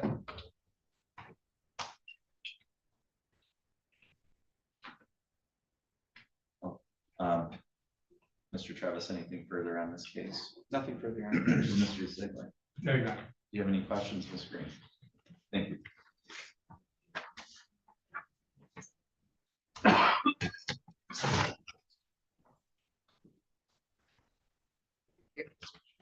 People versus Jacob Warner, file number 255058.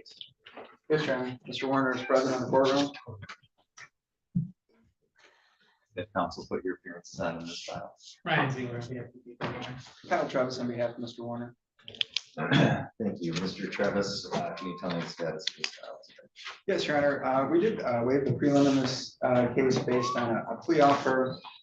It is our first appearance, and I do believe we're likely going to resolve it with a plea, but we would ask the court for 30 days just to continue talking about some things and let Mr. Winley raise some money towards some restitution. Mr. Ziegler. I have no objection. Okay. Mr. Warner, have you talked to Mr. Travis about this? Yes, sir. Is that how you wanted to proceed as well? It is, sir. So we'll set this for a plea hearing status conference in about 30 days. Mr. Warner will send you notice of the date and time of that hearing.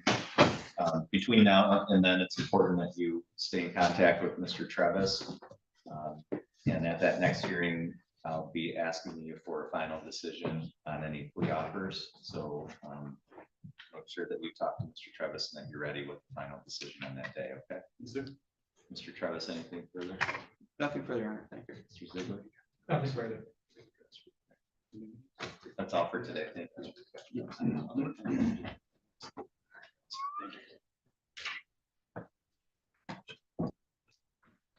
Versus Kittle. Right here.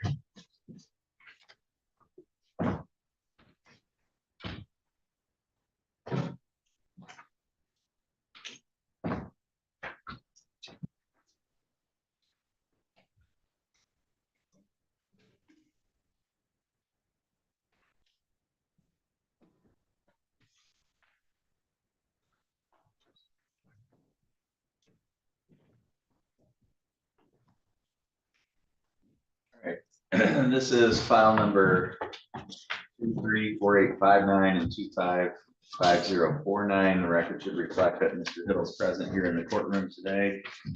If I could have counsel put your appearances on. Ryan Ziegler on behalf of Your Honor. Kyle Travis on behalf of Mr. Hill. This is the date and time set for sentencing in this matter. Mr. Hiddle, did you have an adequate opportunity to go through the pre-sentence report and talk to Mr. Travis about that? Yes, sir. Mr. Travis, are there any additions, deletions, or corrections to that report? No, Your Honor. Are there any challenges to the scoring of the guidelines? No, Your Honor. Mr. Ziegler, do the people have any additions, deletions, or corrections? No, Your Honor. Any challenges to the scoring? No, Your Honor. Anything on behalf of the people for allocution?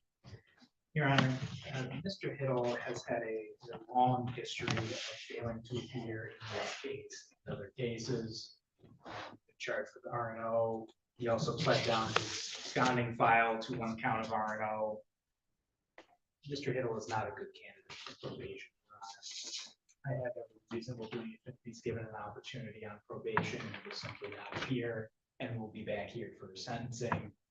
We'd just be setting him up for failure in the future, Your Honor.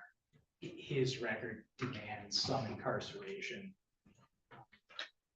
So I think the recommendation for a local sentence is appropriate. His guidelines are 0 to 17. He has demonstrated repeatedly that he will not follow the court's edicts. And simply there's nothing else to do with Mr. Hiddle but to put him in jail for a period of time. I would ask the court to give him 12 months on each of these files. Thank you. Mr. Travis? Thank you, Your Honor. Your Honor, obviously we've got two different files here, and I think Mr. Hiddle may talk more about this, but he's obviously got a fear of going to jail. It causes him to just make self-destructive mistakes when he deals with law enforcement. I think some of that may be a lack of wanting to go into the jail and having to deal with the consequences potentially of cleaning out and things of that nature that may cause him to struggle. I would note these are, I don't want to minimize them, but these are basically both instances where he ran away. Even the absconding portion is, Mr. Hiddle's been where Mr. Hiddle's generally going to be all the time. Everybody knows that. I mean, there are, I know, attempts to find him that sometimes don't work, but it's not as though he's leaving the state. It's not as though he's really running away somewhere far away or anything. It's just that he doesn't want to get arrested. And not that that's excusable. He's pled to 2 counts here. That's why we're here. But as R&Os go, they're not the most serious. So I'd ask the court to keep that in mind and at least consider that. And he does want probation. He does believe he could do that. He does believe, I think most importantly, that he could probably benefit from that. I do understand the prosecutor's position and even probation's position that we don't have the greatest history of compliance, but Mr. Hiddle probably does need some level of help. He does have a family. His mother and his wife are here in support. I know it's been stressing him greatly with some of his mother's medical issues, that he hasn't been able to be there and be around the house. Even for quite some period, he couldn't even call the house. Thankfully, that other case got dismissed, and I believe he now can communicate, which has been very helpful. But there is just a lot of family concerns there. So I would ask the court to take into account that they are, albeit serious in both felonies, that something less than 12 months would be probably more appropriate, would be my request. Thank you. Excuse me, Mr. Hill, anything you wanted to say today? I'm just sorry that the courts, the police officers, my family acted out of fear, and I would never make this mistake again. I'm very sorry to everybody for my choices. I did read through the report, so familiar with the circumstances in both cases. There's also a lot of information in that report about your history and your circumstances and so forth. So I certainly take all of that into account in terms of what is an appropriate sentence, and what the lawyers had to say and what you've had to say as well. And yeah, I mean, you know, these weren't necessarily assaultive, resisting, or obstructing charges, but there's certainly, you know, a lot of actions on your part to evade police, to make it more difficult, to require police to employ more resources than they should have to in order to get a hold of you. And yeah, I mean, I guess, Mr. Travis, he wasn't fleeing the state or anything, and maybe Mr. Hiddle is well known in the community, but even when theoretically we know where he's at, you still have to use tracking dogs and so forth to actually get custody of Mr. Hiddle. So I don't know that that's really a mitigating factor. And, you know, especially the older case, you know, you were well aware that that case was going on, and I think clearly for as long as you could evaded having to answer for those charges. So I don't view the fact that you stayed locally as a mitigating factor, because ultimately it took a lot of resources from law enforcement and a lot of time and efforts on the part of the court, and frankly, the community's money to get this case to finally, both of these cases to finally be resolved. So I don't really view that as a mitigating factor. You've had 8 prior jail sentences. You've been on probation before. I agree, based on your conduct in these cases, and particularly the older case, I don't think probation is something that's appropriate. I think absolutely, to the extent that you can get help, you need to do that. I'm not willing to put court and taxpayer resources towards that at this point. That's something that you need to do for yourself if you want to stay out of jail. And hopefully you do that, and hopefully it sounds like you have family that would be willing to help you with that. But it's up to you to decide to make that kind of change for yourself. The guidelines are 0 to 17. I do think that the sentence, given your actions in this case and the amount of community resources that had to be employed here, a sentence of 12 months is appropriate. So the court is going to sentence you as to file number 234859, 12 months in the Kalkaska County Jail. If you have credit for 100 days served. Crime victims assessment of $130, court costs of $325, attorney fees of $350, and $68 state cost. That's the file number 255049. 12 months in the Kalkaska County Jail with credit for 100 days served. Crime victims assessment of $130 and a $68 state cost. Those sentences to run concurrent to each other. You do have the ability to seek an appeal of both of these sentences. Mr. Travis, if you can have Mr. Fiddle acknowledge your seat at this point, right?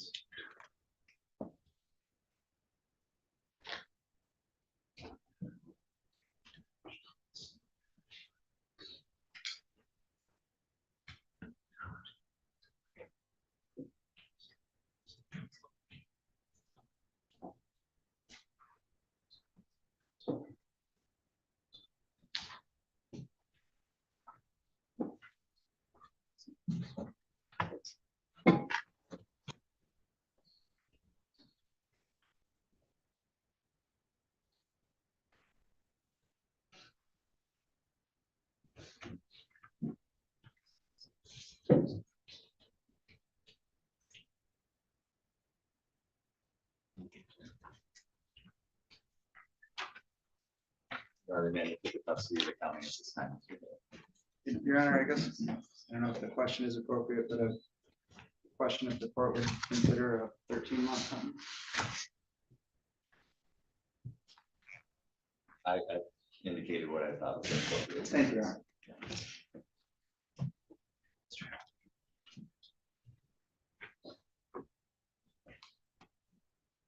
People versus Brian Crawford, file number 255036.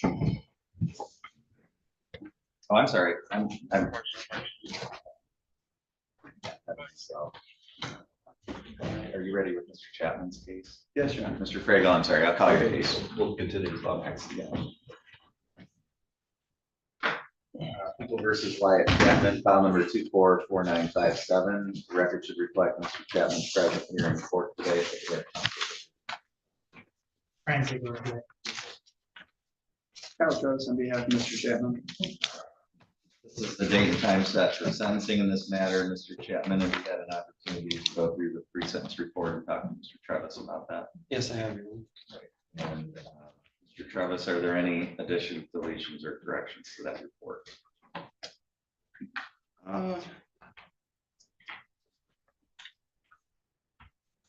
guess more of an update, Your Honor. It discusses in the report his mental health treatment that he's non-compliant. And speaking with Mr. Chapman, I do believe he currently is seeking and receiving mental health treatment. That's not something I'll add to the report, but I certainly will note that for the record. Thank you.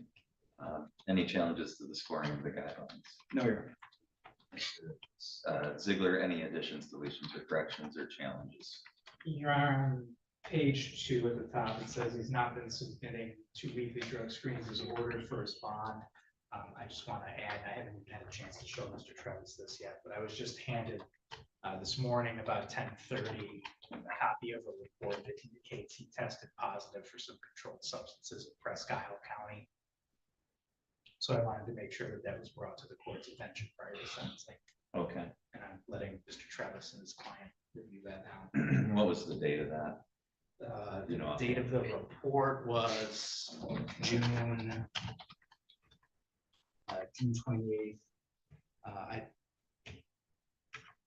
The date of the test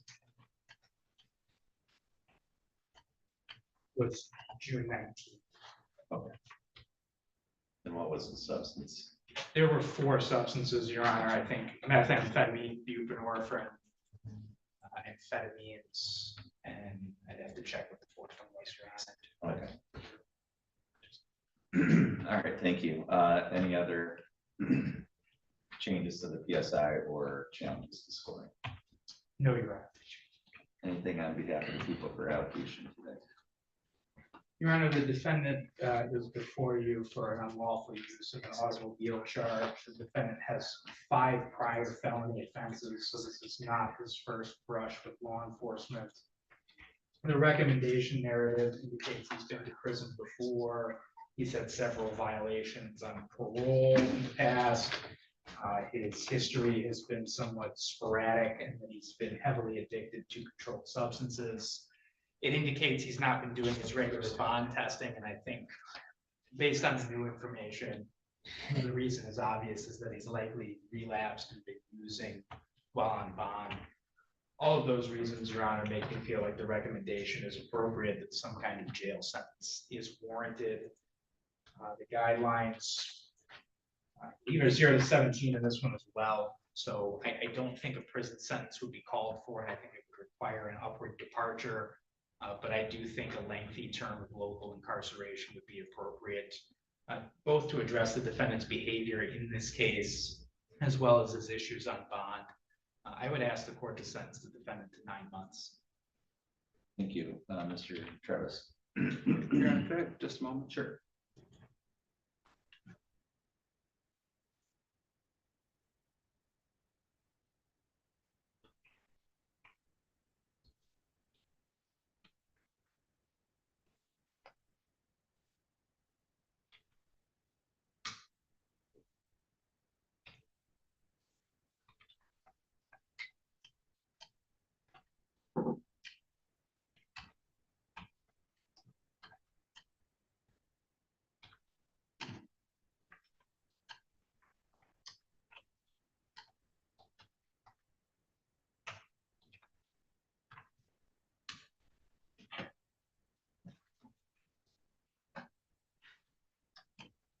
Your Honor, Mr. Chapman's indicating to me that he would like to request to withdraw his plea. His basis for that is he doesn't believe he's been doing well mentally and doesn't believe he was doing well mentally when he entered the plea. Okay. I don't really have a lot more than that at the moment, unfortunately. Mr. Chapman, I don't know what not doing well mentally means. I would just say that I entered the plea thinking that I would do better for myself. Just kind of catch a break, I guess. I didn't really know what I was doing when I signed the paper saying, yes, I would like to plead to this, but I think maybe if I took it to trial, hire my own lawyer, because I was prepared to pay fines and costs today, probably like $350 on it. But I feel like I maybe hire my own lawyer and get a better sentence. And I don't think I'd knowingly entered the plea just because not doing well mentally, I guess I could say I'm under a lot of pressure, I'm under a lot of stress, different aspects in the world. I have 2 children. It's not been a good year for me, or last year before that. I wasn't getting abused mentally and physically by somebody from Texas. It's just been very, very hard for me. But I would just like to withdraw it and maybe take it to trial, 100% take it to trial. Okay, so we had the plea hearing where I asked you questions like, did anybody threaten you with anything to get you to take the plea? Did anybody promise you anything? Are you entering into this plea voluntarily? And are you actually guilty? And you answered yes to all of those questions. Correct. Now it sounds like you just want to change your mind and you don't want to go through with the plea. That's not a reason for the court to allow you to withdraw your plea, as long as there wasn't some type of error in the plea taking process, which again, I don't think there was, and you're not pointing out any error. What you're saying to me is, you're just rethinking your decision to enter into that plea. Well, I guess I was under the impression that if I may, that my sentence would be lowered, or that something would be different. I'm sorry. Yeah, well, again, that's also not a reason to withdraw your plea. I explained to you what the maximum possible penalty was, and you indicated to me that you understood that and you still wish to enter into your plea. So at this point, you haven't given me any reason why the court should allow you to withdraw your plea. I don't know the correct terminology for it, but I would say, as best as I could describe it, that I don't think I was in the correct mental state of mind at the time I entered the plea, because I have been to the mental hospital twice since then. And I just don't know if I'm making the right decision. And I don't know if I was at the time even paying attention enough to understand completely, just because I'm under so much pressure and stress right now that my mind is elsewhere. So you didn't do or say anything at that hearing that would have led me to believe that you didn't understand what was going on? Oh, sir, I could see how you were under the impression that I would completely understood. So there just isn't any reason for me to believe that you were so unable to comprehend what was happening that you didn't knowingly enter into that plea. So at this point, I'm not going to allow you to withdraw, and we're going to go forward with the sentencing hearing. So with that issue set aside, Mr. Travis, was there anything that you wanted to state for allocution on behalf of Mr. Chapman? Yes, Your Honor. Your Honor, it's clear from the PSI and the police report, and particularly the early interactions in this case, Mr. Chapman has some mental health issues. We did send him out for criminal responsibility. That defense largely failed because Mr. Chapman acknowledged that he had been using amphetamines prior to this incident, so he really doesn't, absent his mental health issues, that defense largely isn't available when narcotics are involved. And that's, I think, the problem here for Mr. Chapman in a broader sense, is he does have some mental health issues. And I think that the day of this, where he's struggling is I don't think he intended to steal somebody's car. Granted, that's not what he pled to. He pled to something lesser. He pled to joyriding. which is probably more in line with what actually happened. But I think he struggles with the fact that, you know, I didn't know what I was doing. I wasn't thinking rationally. I wouldn't have done this if I was in a better state of mind. I never wanted to take somebody's car from them. And I know he's struggled a bit kind of in the lead up to this, has been concerned, and I know he's having other issues in his personal life that he's discussed with me that I think are quite concerning to him.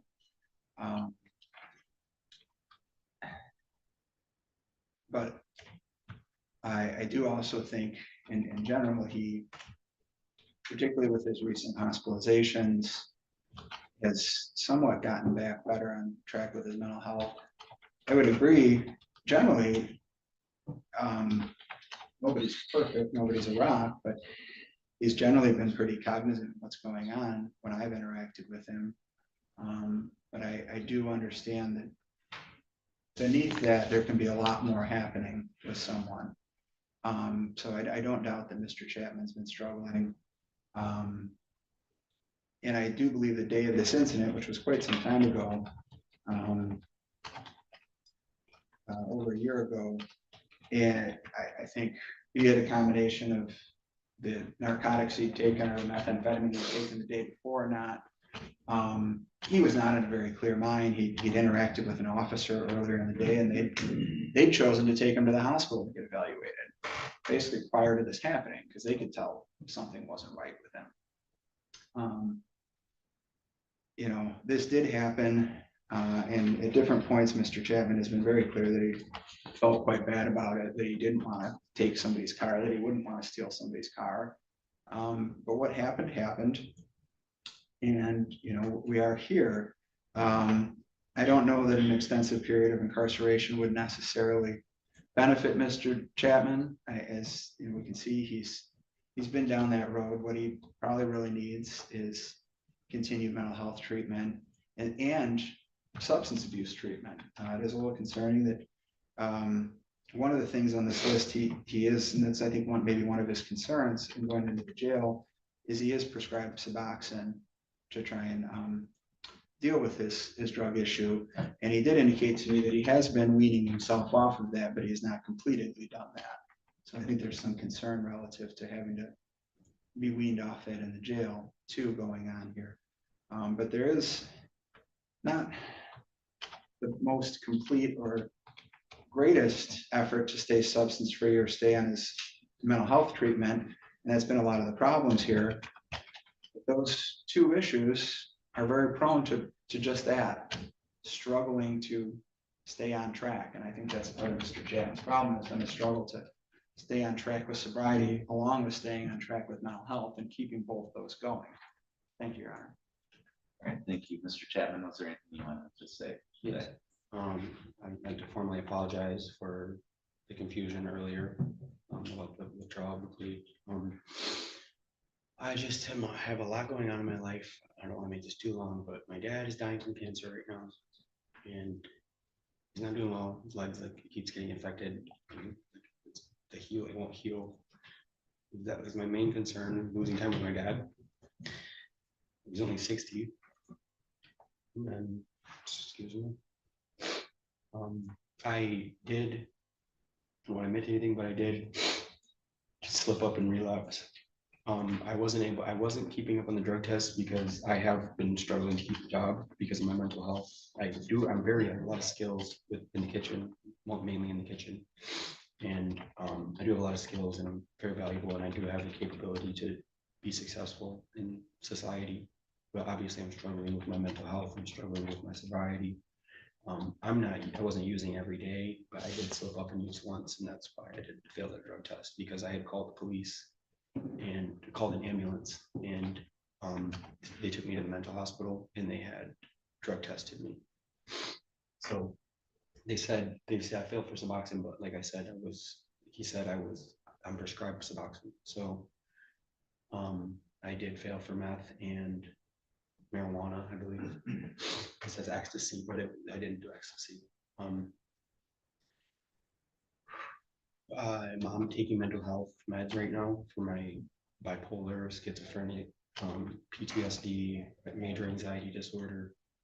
I'm taking Zyprexa and I have as needed hydroxyzine or something like that. And I missed an appointment the other day to update that because I'm not really on the right meds right now. And sorry, I missed that appointment and would like to get back in to see a doctor. And I also put in my 2 weeks notice today at this bar I'm working at. It's more food than alcohol, but in the UP, I put in a 2 weeks notice today, and obviously I'm here. It was my bad timing on my part, scheduling, whatever. That it's just a few things to say. I'm sorry.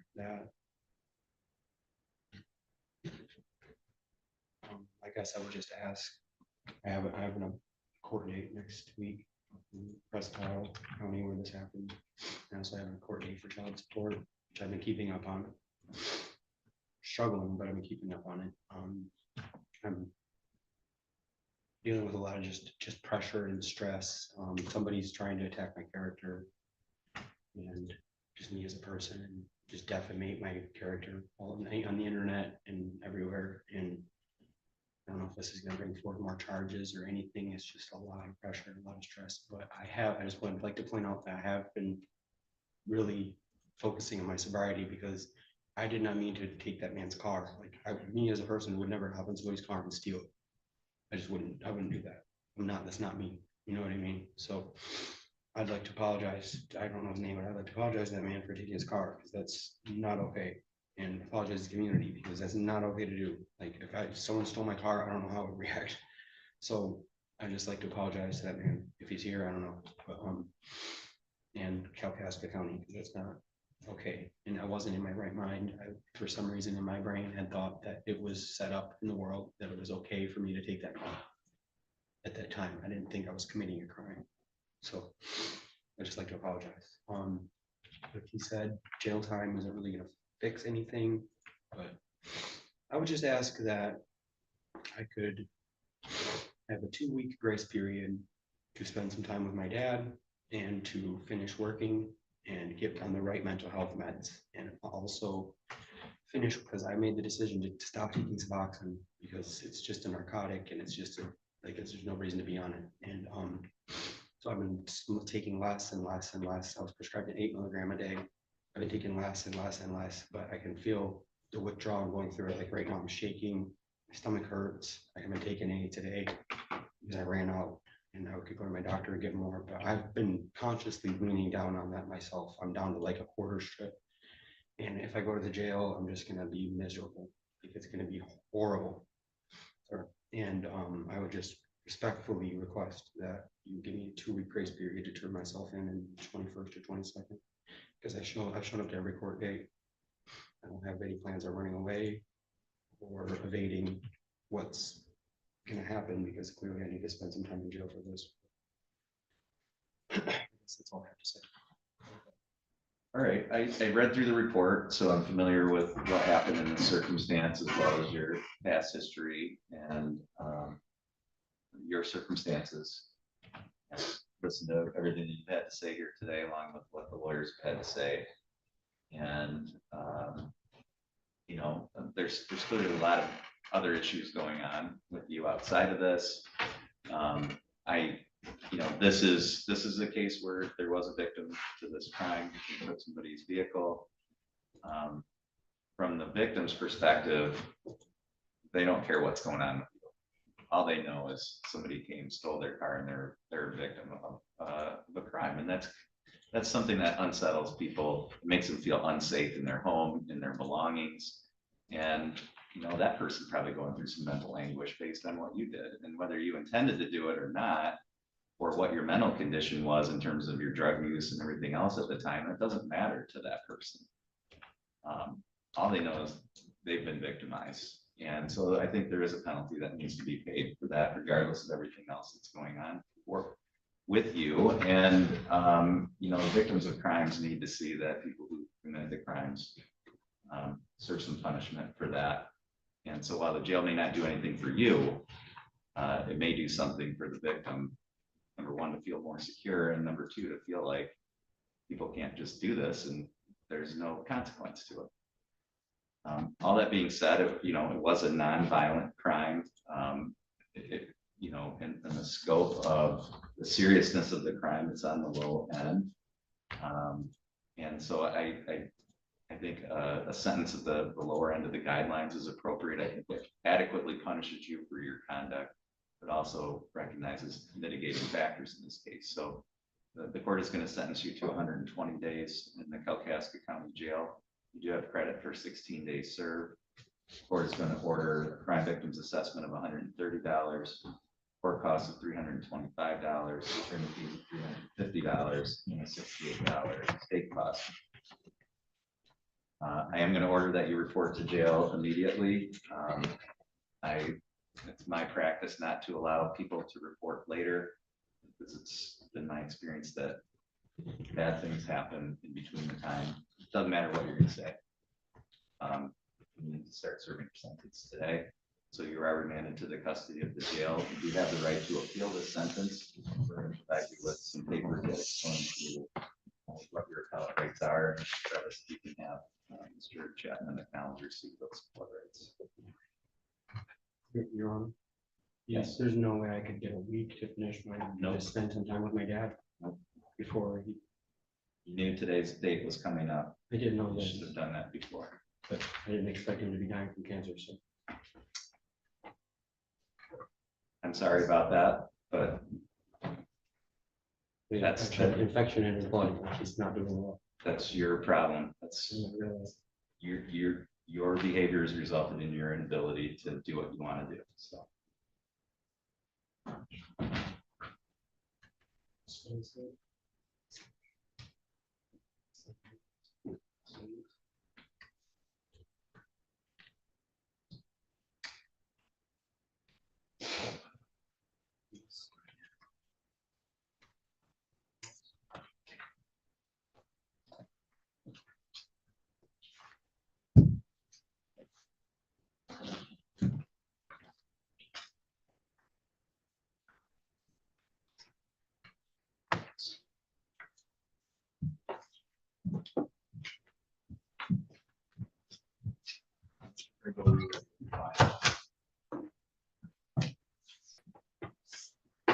versus Crawford, file number 255036.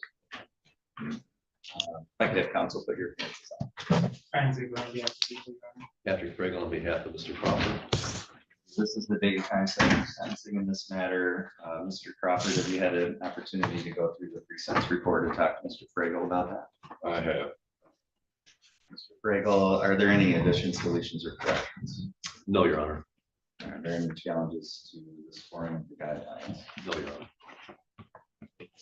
Yeah, I'm sorry. Mr. Ziegler. Do people have any additions?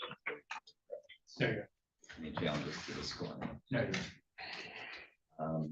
And I see that this is a case that is a delayed sentence, so technically we're not having a sentencing hearing per se, but Mr. Ziegler, is there anything that you wanted to state by way of allocution?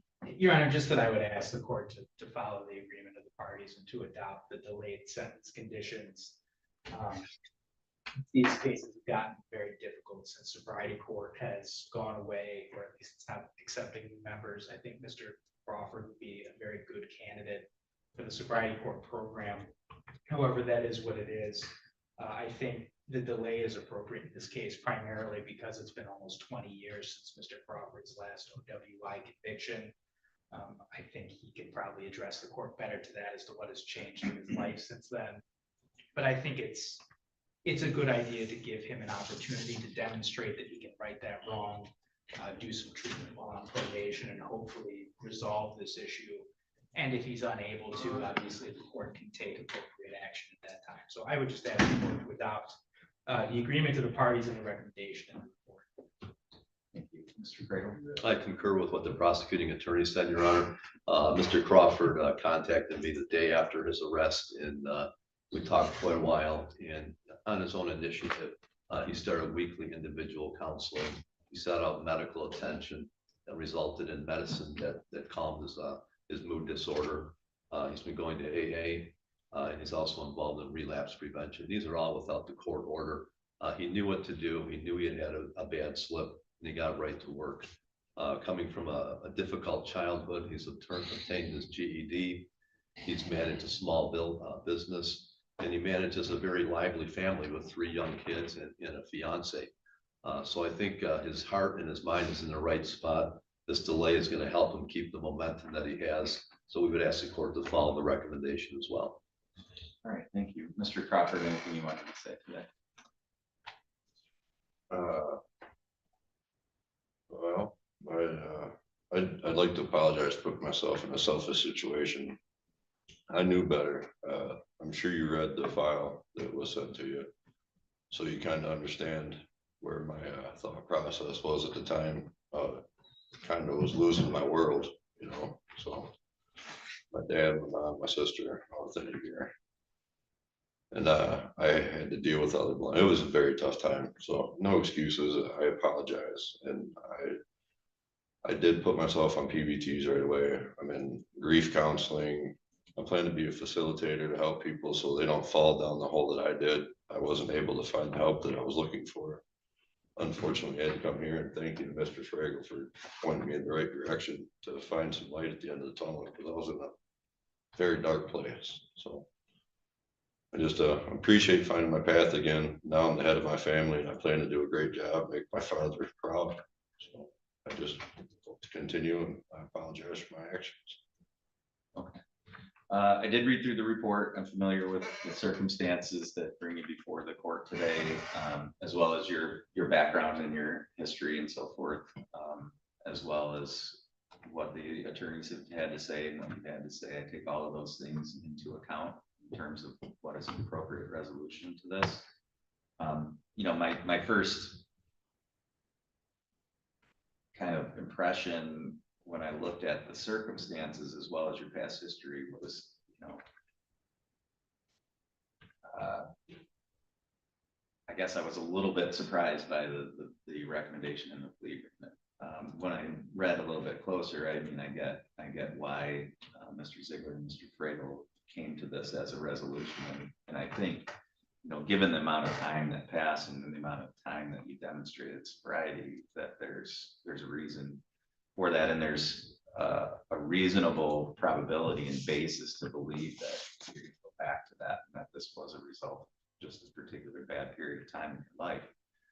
And at the same time, though, you know, if you had harmed somebody else or hurt them, they wouldn't care what you were going through, and they just see the harm that's caused to them. And your condition when you were driving during this incident certainly created the potential for that. So I think it is important that you're doing the types of things that you're doing, that there is some supervision for a period of time to make sure you stay on the right track, and that you're going to remain on the right track so that you don't get yourself in a position where you're going to harm someone else or yourself. So for all those reasons, I do agree that the delay is appropriate in this case. I do want to caution you, though, as I'm sure Mr. Fragel went through the report with you, the upper end of the guidelines calls for almost 2 years in prison on this, and I know that's not something you want to do. I know that's not what your family wants. So this really is a time for you to buckle down and do everything that you need to do, because there's a significant potential penalty waiting on the other side of this if you don't. But all that being said, I hope that's not the way it goes. I hope that you continue on the path that you're on.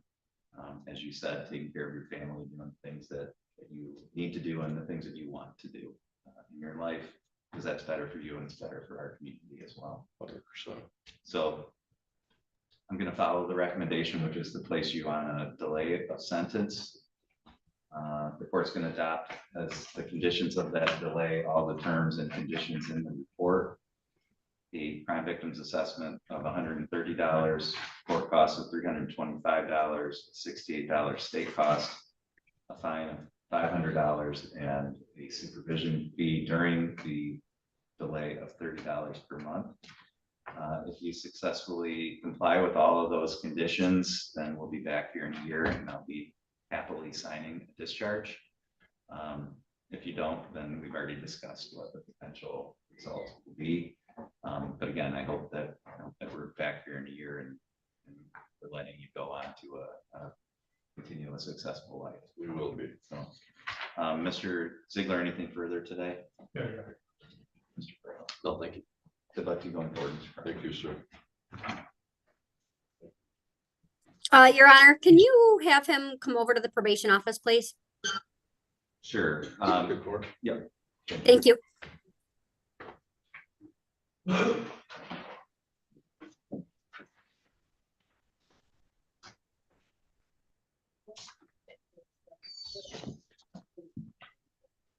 I could hear her, but I didn't understand what she said.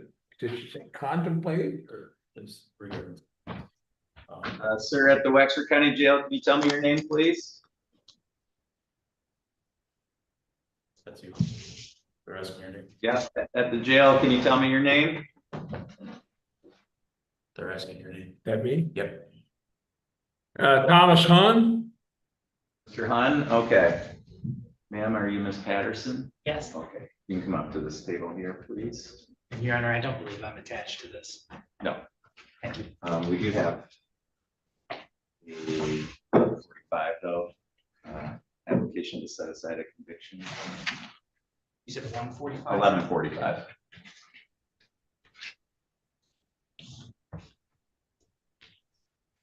Yes, Your Honor. I'm going to be back shortly. All right, so we're on the record in Patterson versus Hun. You can sit down. Thank you. This is file number 2514728.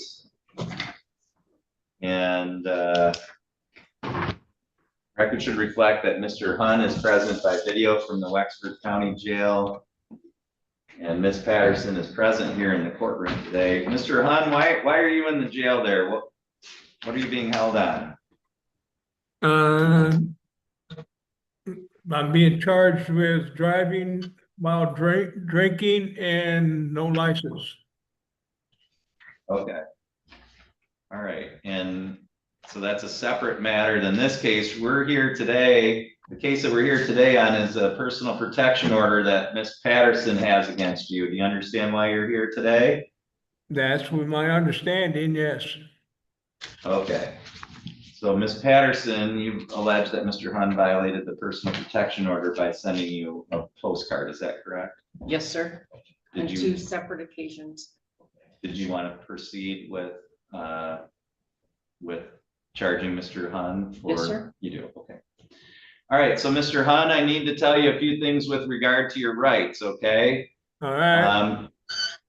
It's alleged that you violated the personal protection order by sending postcards twice to Ms. Patterson from the Wexford County Jail. Do you understand what the allegation is? I understand, but I didn't know a postcard was. Well, I don't want you to say anything about what happened because anything you say could be used against you, okay? I just want to make sure you understand. Here for me. Well, I want to make sure you understand what your rights are, okay? So just let me go through a couple things. Let me go through a couple things with you. So you do have the right to have a hearing as to whether or not you should be found guilty of violating that personal protection order by sending those postcards. You also have the right to have an attorney represent you at that hearing, and if you can't afford an attorney, one would be appointed for you. Do you understand that? Yes. If you're found guilty of violating the personal protection order, the maximum penalty you could face would be up to 93 days in jail and or a $1,000 fine. Do you understand that? Yeah, I understand that. Okay. Did you want to hire an attorney to represent you? Did you want to ask for a court-appointed attorney? Well, I don't have a lawyer.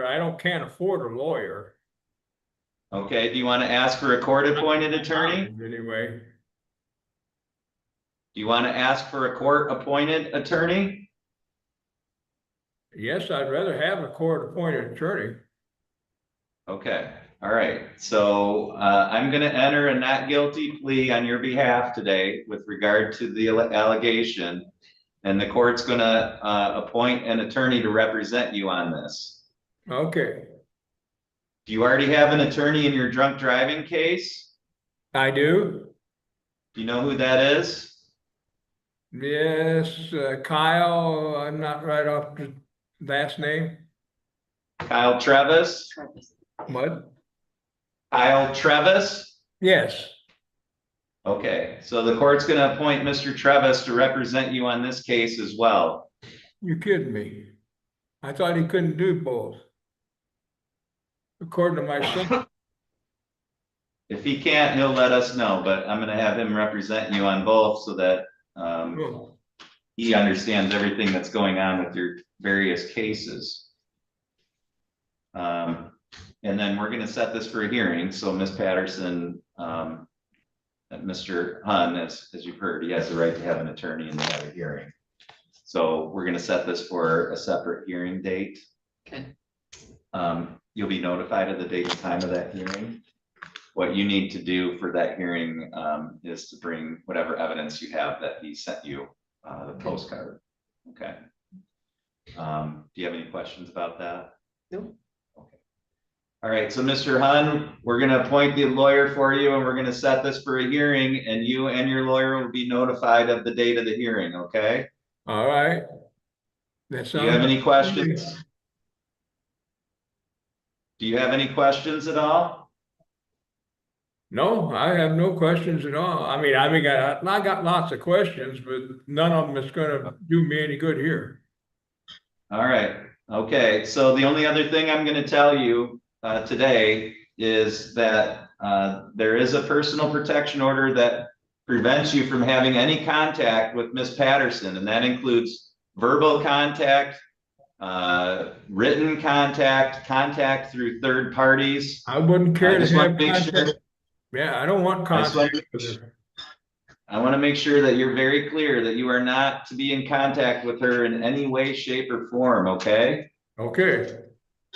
All right. Do you have any questions, Ms. Patterson? No. Okay. All right, thank you. That's all for this hearing today, and the court's going to disconnect, and you're free to go now. Thank you. Does that still mean that she has contact with my family? Miss Patterson, as far as I know, doesn't have any restrictions on what she does. I don't think she But wants. I don't have any contact. Yeah, I don't but think she she asked wants. about me. I don't know about that, but you can't have contact with her. That's the important thing that you need to know. Oh, okay. All All right. right, that's not a problem. Okay, good. All right, thank you. That's all for this hearing today. All right, thank you.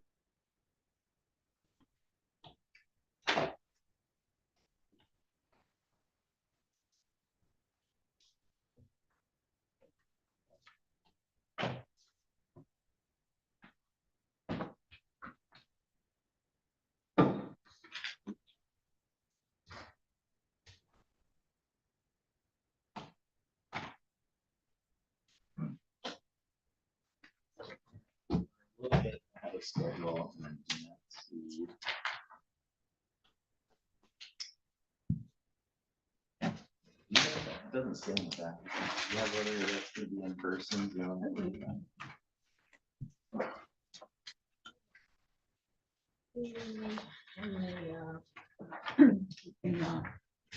File there.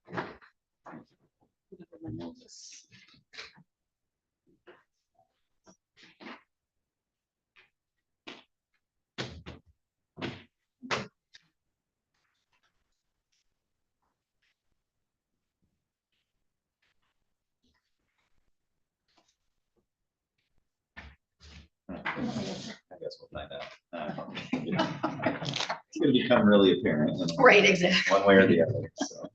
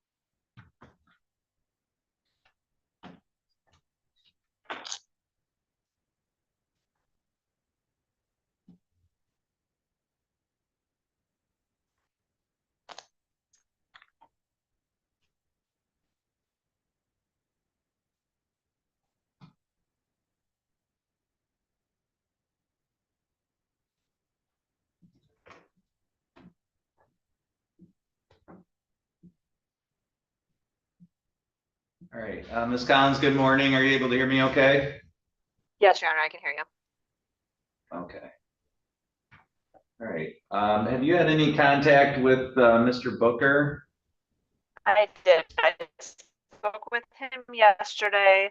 I just got a notice that someone logged on to my Zoom meeting, so I think he might be in the wrong spot. I'm trying to connect with him to get him on the court's Zoom meeting.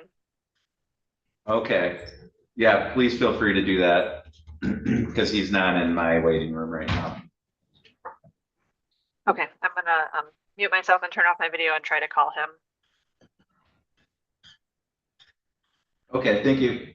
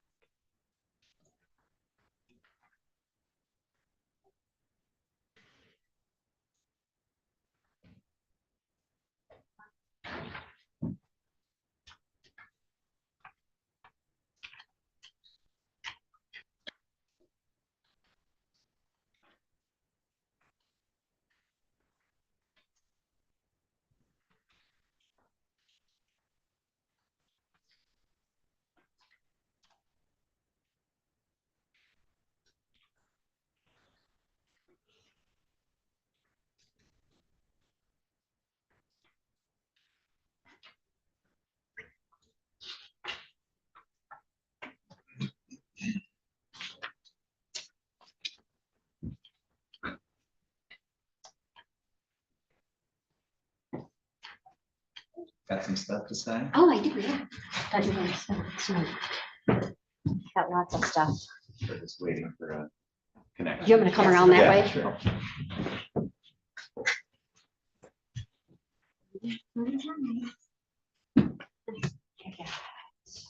Crawford probation order.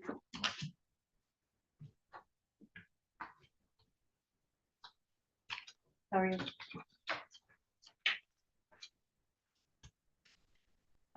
Kellen. Probation order.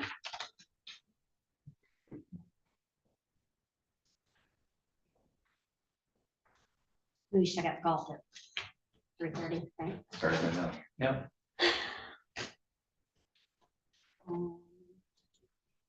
Hullwick's. The order for her probation discharging.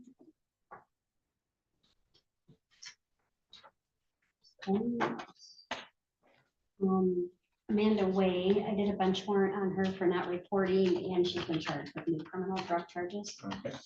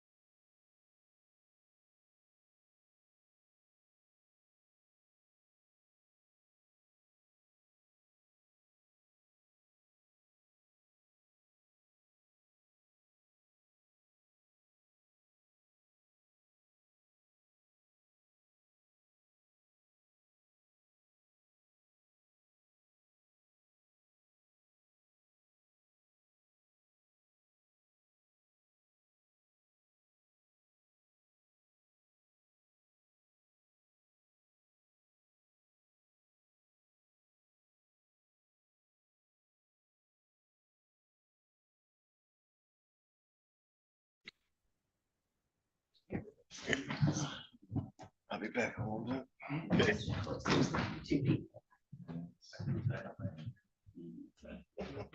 Okay, Ms. Collins, I think we have Mr. Booker. Mr. Booker, are you able to hear me okay? Yes. Okay, great. All right, so we're on the record now. This is People versus Booker, file number 1293492. The record should reflect that Mr. Booker is present today by Zoom video. If I could have both counsel put your appearances on. Your Honor, Ryan Ziegler on behalf of the people. And for the record, Your Honor, Kelly Collins, P73222 from Project Clean Slate, on behalf of the defendant Demetrius Booker. All right, and this is a hearing on Mr. Booker's application to set aside a conviction from back in cases 2012, but I believe the conviction was entered in 2013. Mr. Ziegler, do you agree that Mr. Booker's met the technical requirements? Yes, Your Honor, I did receive a letter from the Attorney General to that effect, and I agree with the conclusion. He is technically eligible. Okay, so Mr. Booker, what remains for the court, because you've met the statutory requirements, the procedural requirements to have your conviction set aside. So what remains for the court to determine is whether or not your behavior and circumstances since that conviction would warrant having it set aside, and that would be in the public interest to do so. And Ms. Collins, as we did yesterday in a different case, if you would, please inquire of your client as to those two matters. Yes, Your Honor. Mr. Booker, we are asking the court to set aside a 2013 conviction for attempt delivering, manufacturing less than 50 grams of narcotics. This was a 2012 case. Can you tell me what was going on in your life back when this case happened? Just lost my job, went on hard times, couldn't find anything, and made a bad decision. Okay, and it looks like you were sentenced to probation in this case. Did you have any issues with probation? No. No, and you, from the record, it looks like you were discharged from probation in 2014. Is that accurate? Yes. I'm sorry, I didn't hear a response. Yes. Okay. Now, according to the Michigan State Police report, it looks like you had a subsequent conviction in 2016 for a similar offense, and that conviction was set aside recently. Is that accurate? Yes, ma'am. Yes, ma'am. And did you go to prison for that subsequent 2016 conviction? I did. Okay. And do you recall when you were released from prison? Yes, yes, ma'am. When was that? It was 2/19 of April. 2019? April. Okay. And what effect, if any, did going to prison have on your life? Well, it kind of just brought a little light on what happens when you break the law and the consequences. Okay. And what's changed in your life since being released from prison? Just health issues, and now that I'm trying to maybe get my own places, it was kind of hard because this was on my record. Okay, so you mentioned your health issues. What kind of health issues do you have? I just had a surgery on my neck, and right now I'm going through a little cancer situation that I'm trying to take care of.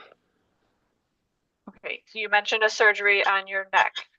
Yes. What was that, from an injury? Yes, it was just before I went to prison. I had my neck was messed up, but I didn't know it was that messed up. And when I came home, I went paralyzed on my left side. So they had to go in and put a plate in and get some of my nerves off of where it was making me not be able to move on my left side.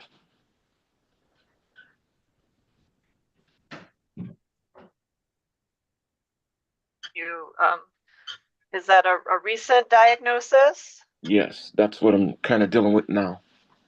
What do you mean by dealing with? It was just my first time. I didn't, I wasn't prepared to for the cancer thing. I don't know how it goes. And are you in treatment currently? I'm in the process of surgery. And did you have any issues when you were released from prison getting health insurance as a result of your convictions? Well, I actually, my parole officer helped me get the insurance in the end. I couldn't get any. I wasn't eligible. And she, was that based on your criminal convictions? yes, ma'am. Okay, but it sounds like you were able to resolve that issue with the help of your parole officer. Yes, ma'am. And you mentioned earlier that you are having some issues with housing. Who are you living with currently? My son. And how would the expungement help you with housing? Well, it would help me be on my own because I was living with my mom, but she's like 85. There's not too much help I can get or even give her being in my situation right now. But I'll be able to help out more with the grandkids and probably be less. How many grandchildren do you have? Three. Three? Yes. Okay. And is it your ultimate desire to apply for senior housing? Yes, ma'am. Do you know if having this criminal conviction would prevent you from being eligible for that housing? Yes, it would. Okay. And would having that housing... Oh, sorry, I muted myself. I couldn't hear you. Would getting that housing help you? Can you hear me now? Yes. Yeah, okay. So would getting that senior housing, would that meet your needs with your health issues, help give you some more stability in your life? Definitely. I would be able to afford a little bit more than I do it now because it would be a little cheaper and it would help me with the rest of the things as well, with transportation. Okay. Is there anything else that you want the judge to know about what's changed in your life since this conviction? I've changed. Just the situation when it did happen, like I said, it took a little to open my eyes, but it did. I don't never want to be away from my family like that again. Okay. I have no further questions, Your Honor. Thank you. Having heard Mr. Booker's statements, Mr. Ziegler, do the people take any position on the relief? Your Honor, I think given the facts and circumstances that have led Mr. Booker back here, it sounds like a lot has changed in his life, both medically, but also as a person. I think he's unlikely to reoffend. I think it's better both for him and for the community if he has access to health care and stable housing. So for those reasons, Your Honor, we would support the petition to set aside his conviction. All right, thank you. Having reviewed the file prior to the hearing today, as well as the application to set aside the conviction and Mr. Booker's statements for the record, the court finds that it should grant the relief and set aside the conviction. Mr. Booker's circumstances have certainly changed since this conviction was entered. He did successfully complete probation and then a subsequent term of parole. He clearly has some health issues and his treatment and insurance is being affected by this conviction, as well as his prospects for housing. The court finds that it would be in the interest of the community as a whole for Mr. Booker to have his health issues properly dealt with and to have proper housing. So for those reasons, the court finds that the conviction should be set aside and will grant the application. And Ms. Collins, if you'll submit that to the court, I will sign that once it's received. Will do. Thank you, Your Honor. Thank you. All right, that's all for this hearing today, and all parties are free to disconnect. Mr. Booker, good luck to you going forward. Thank you.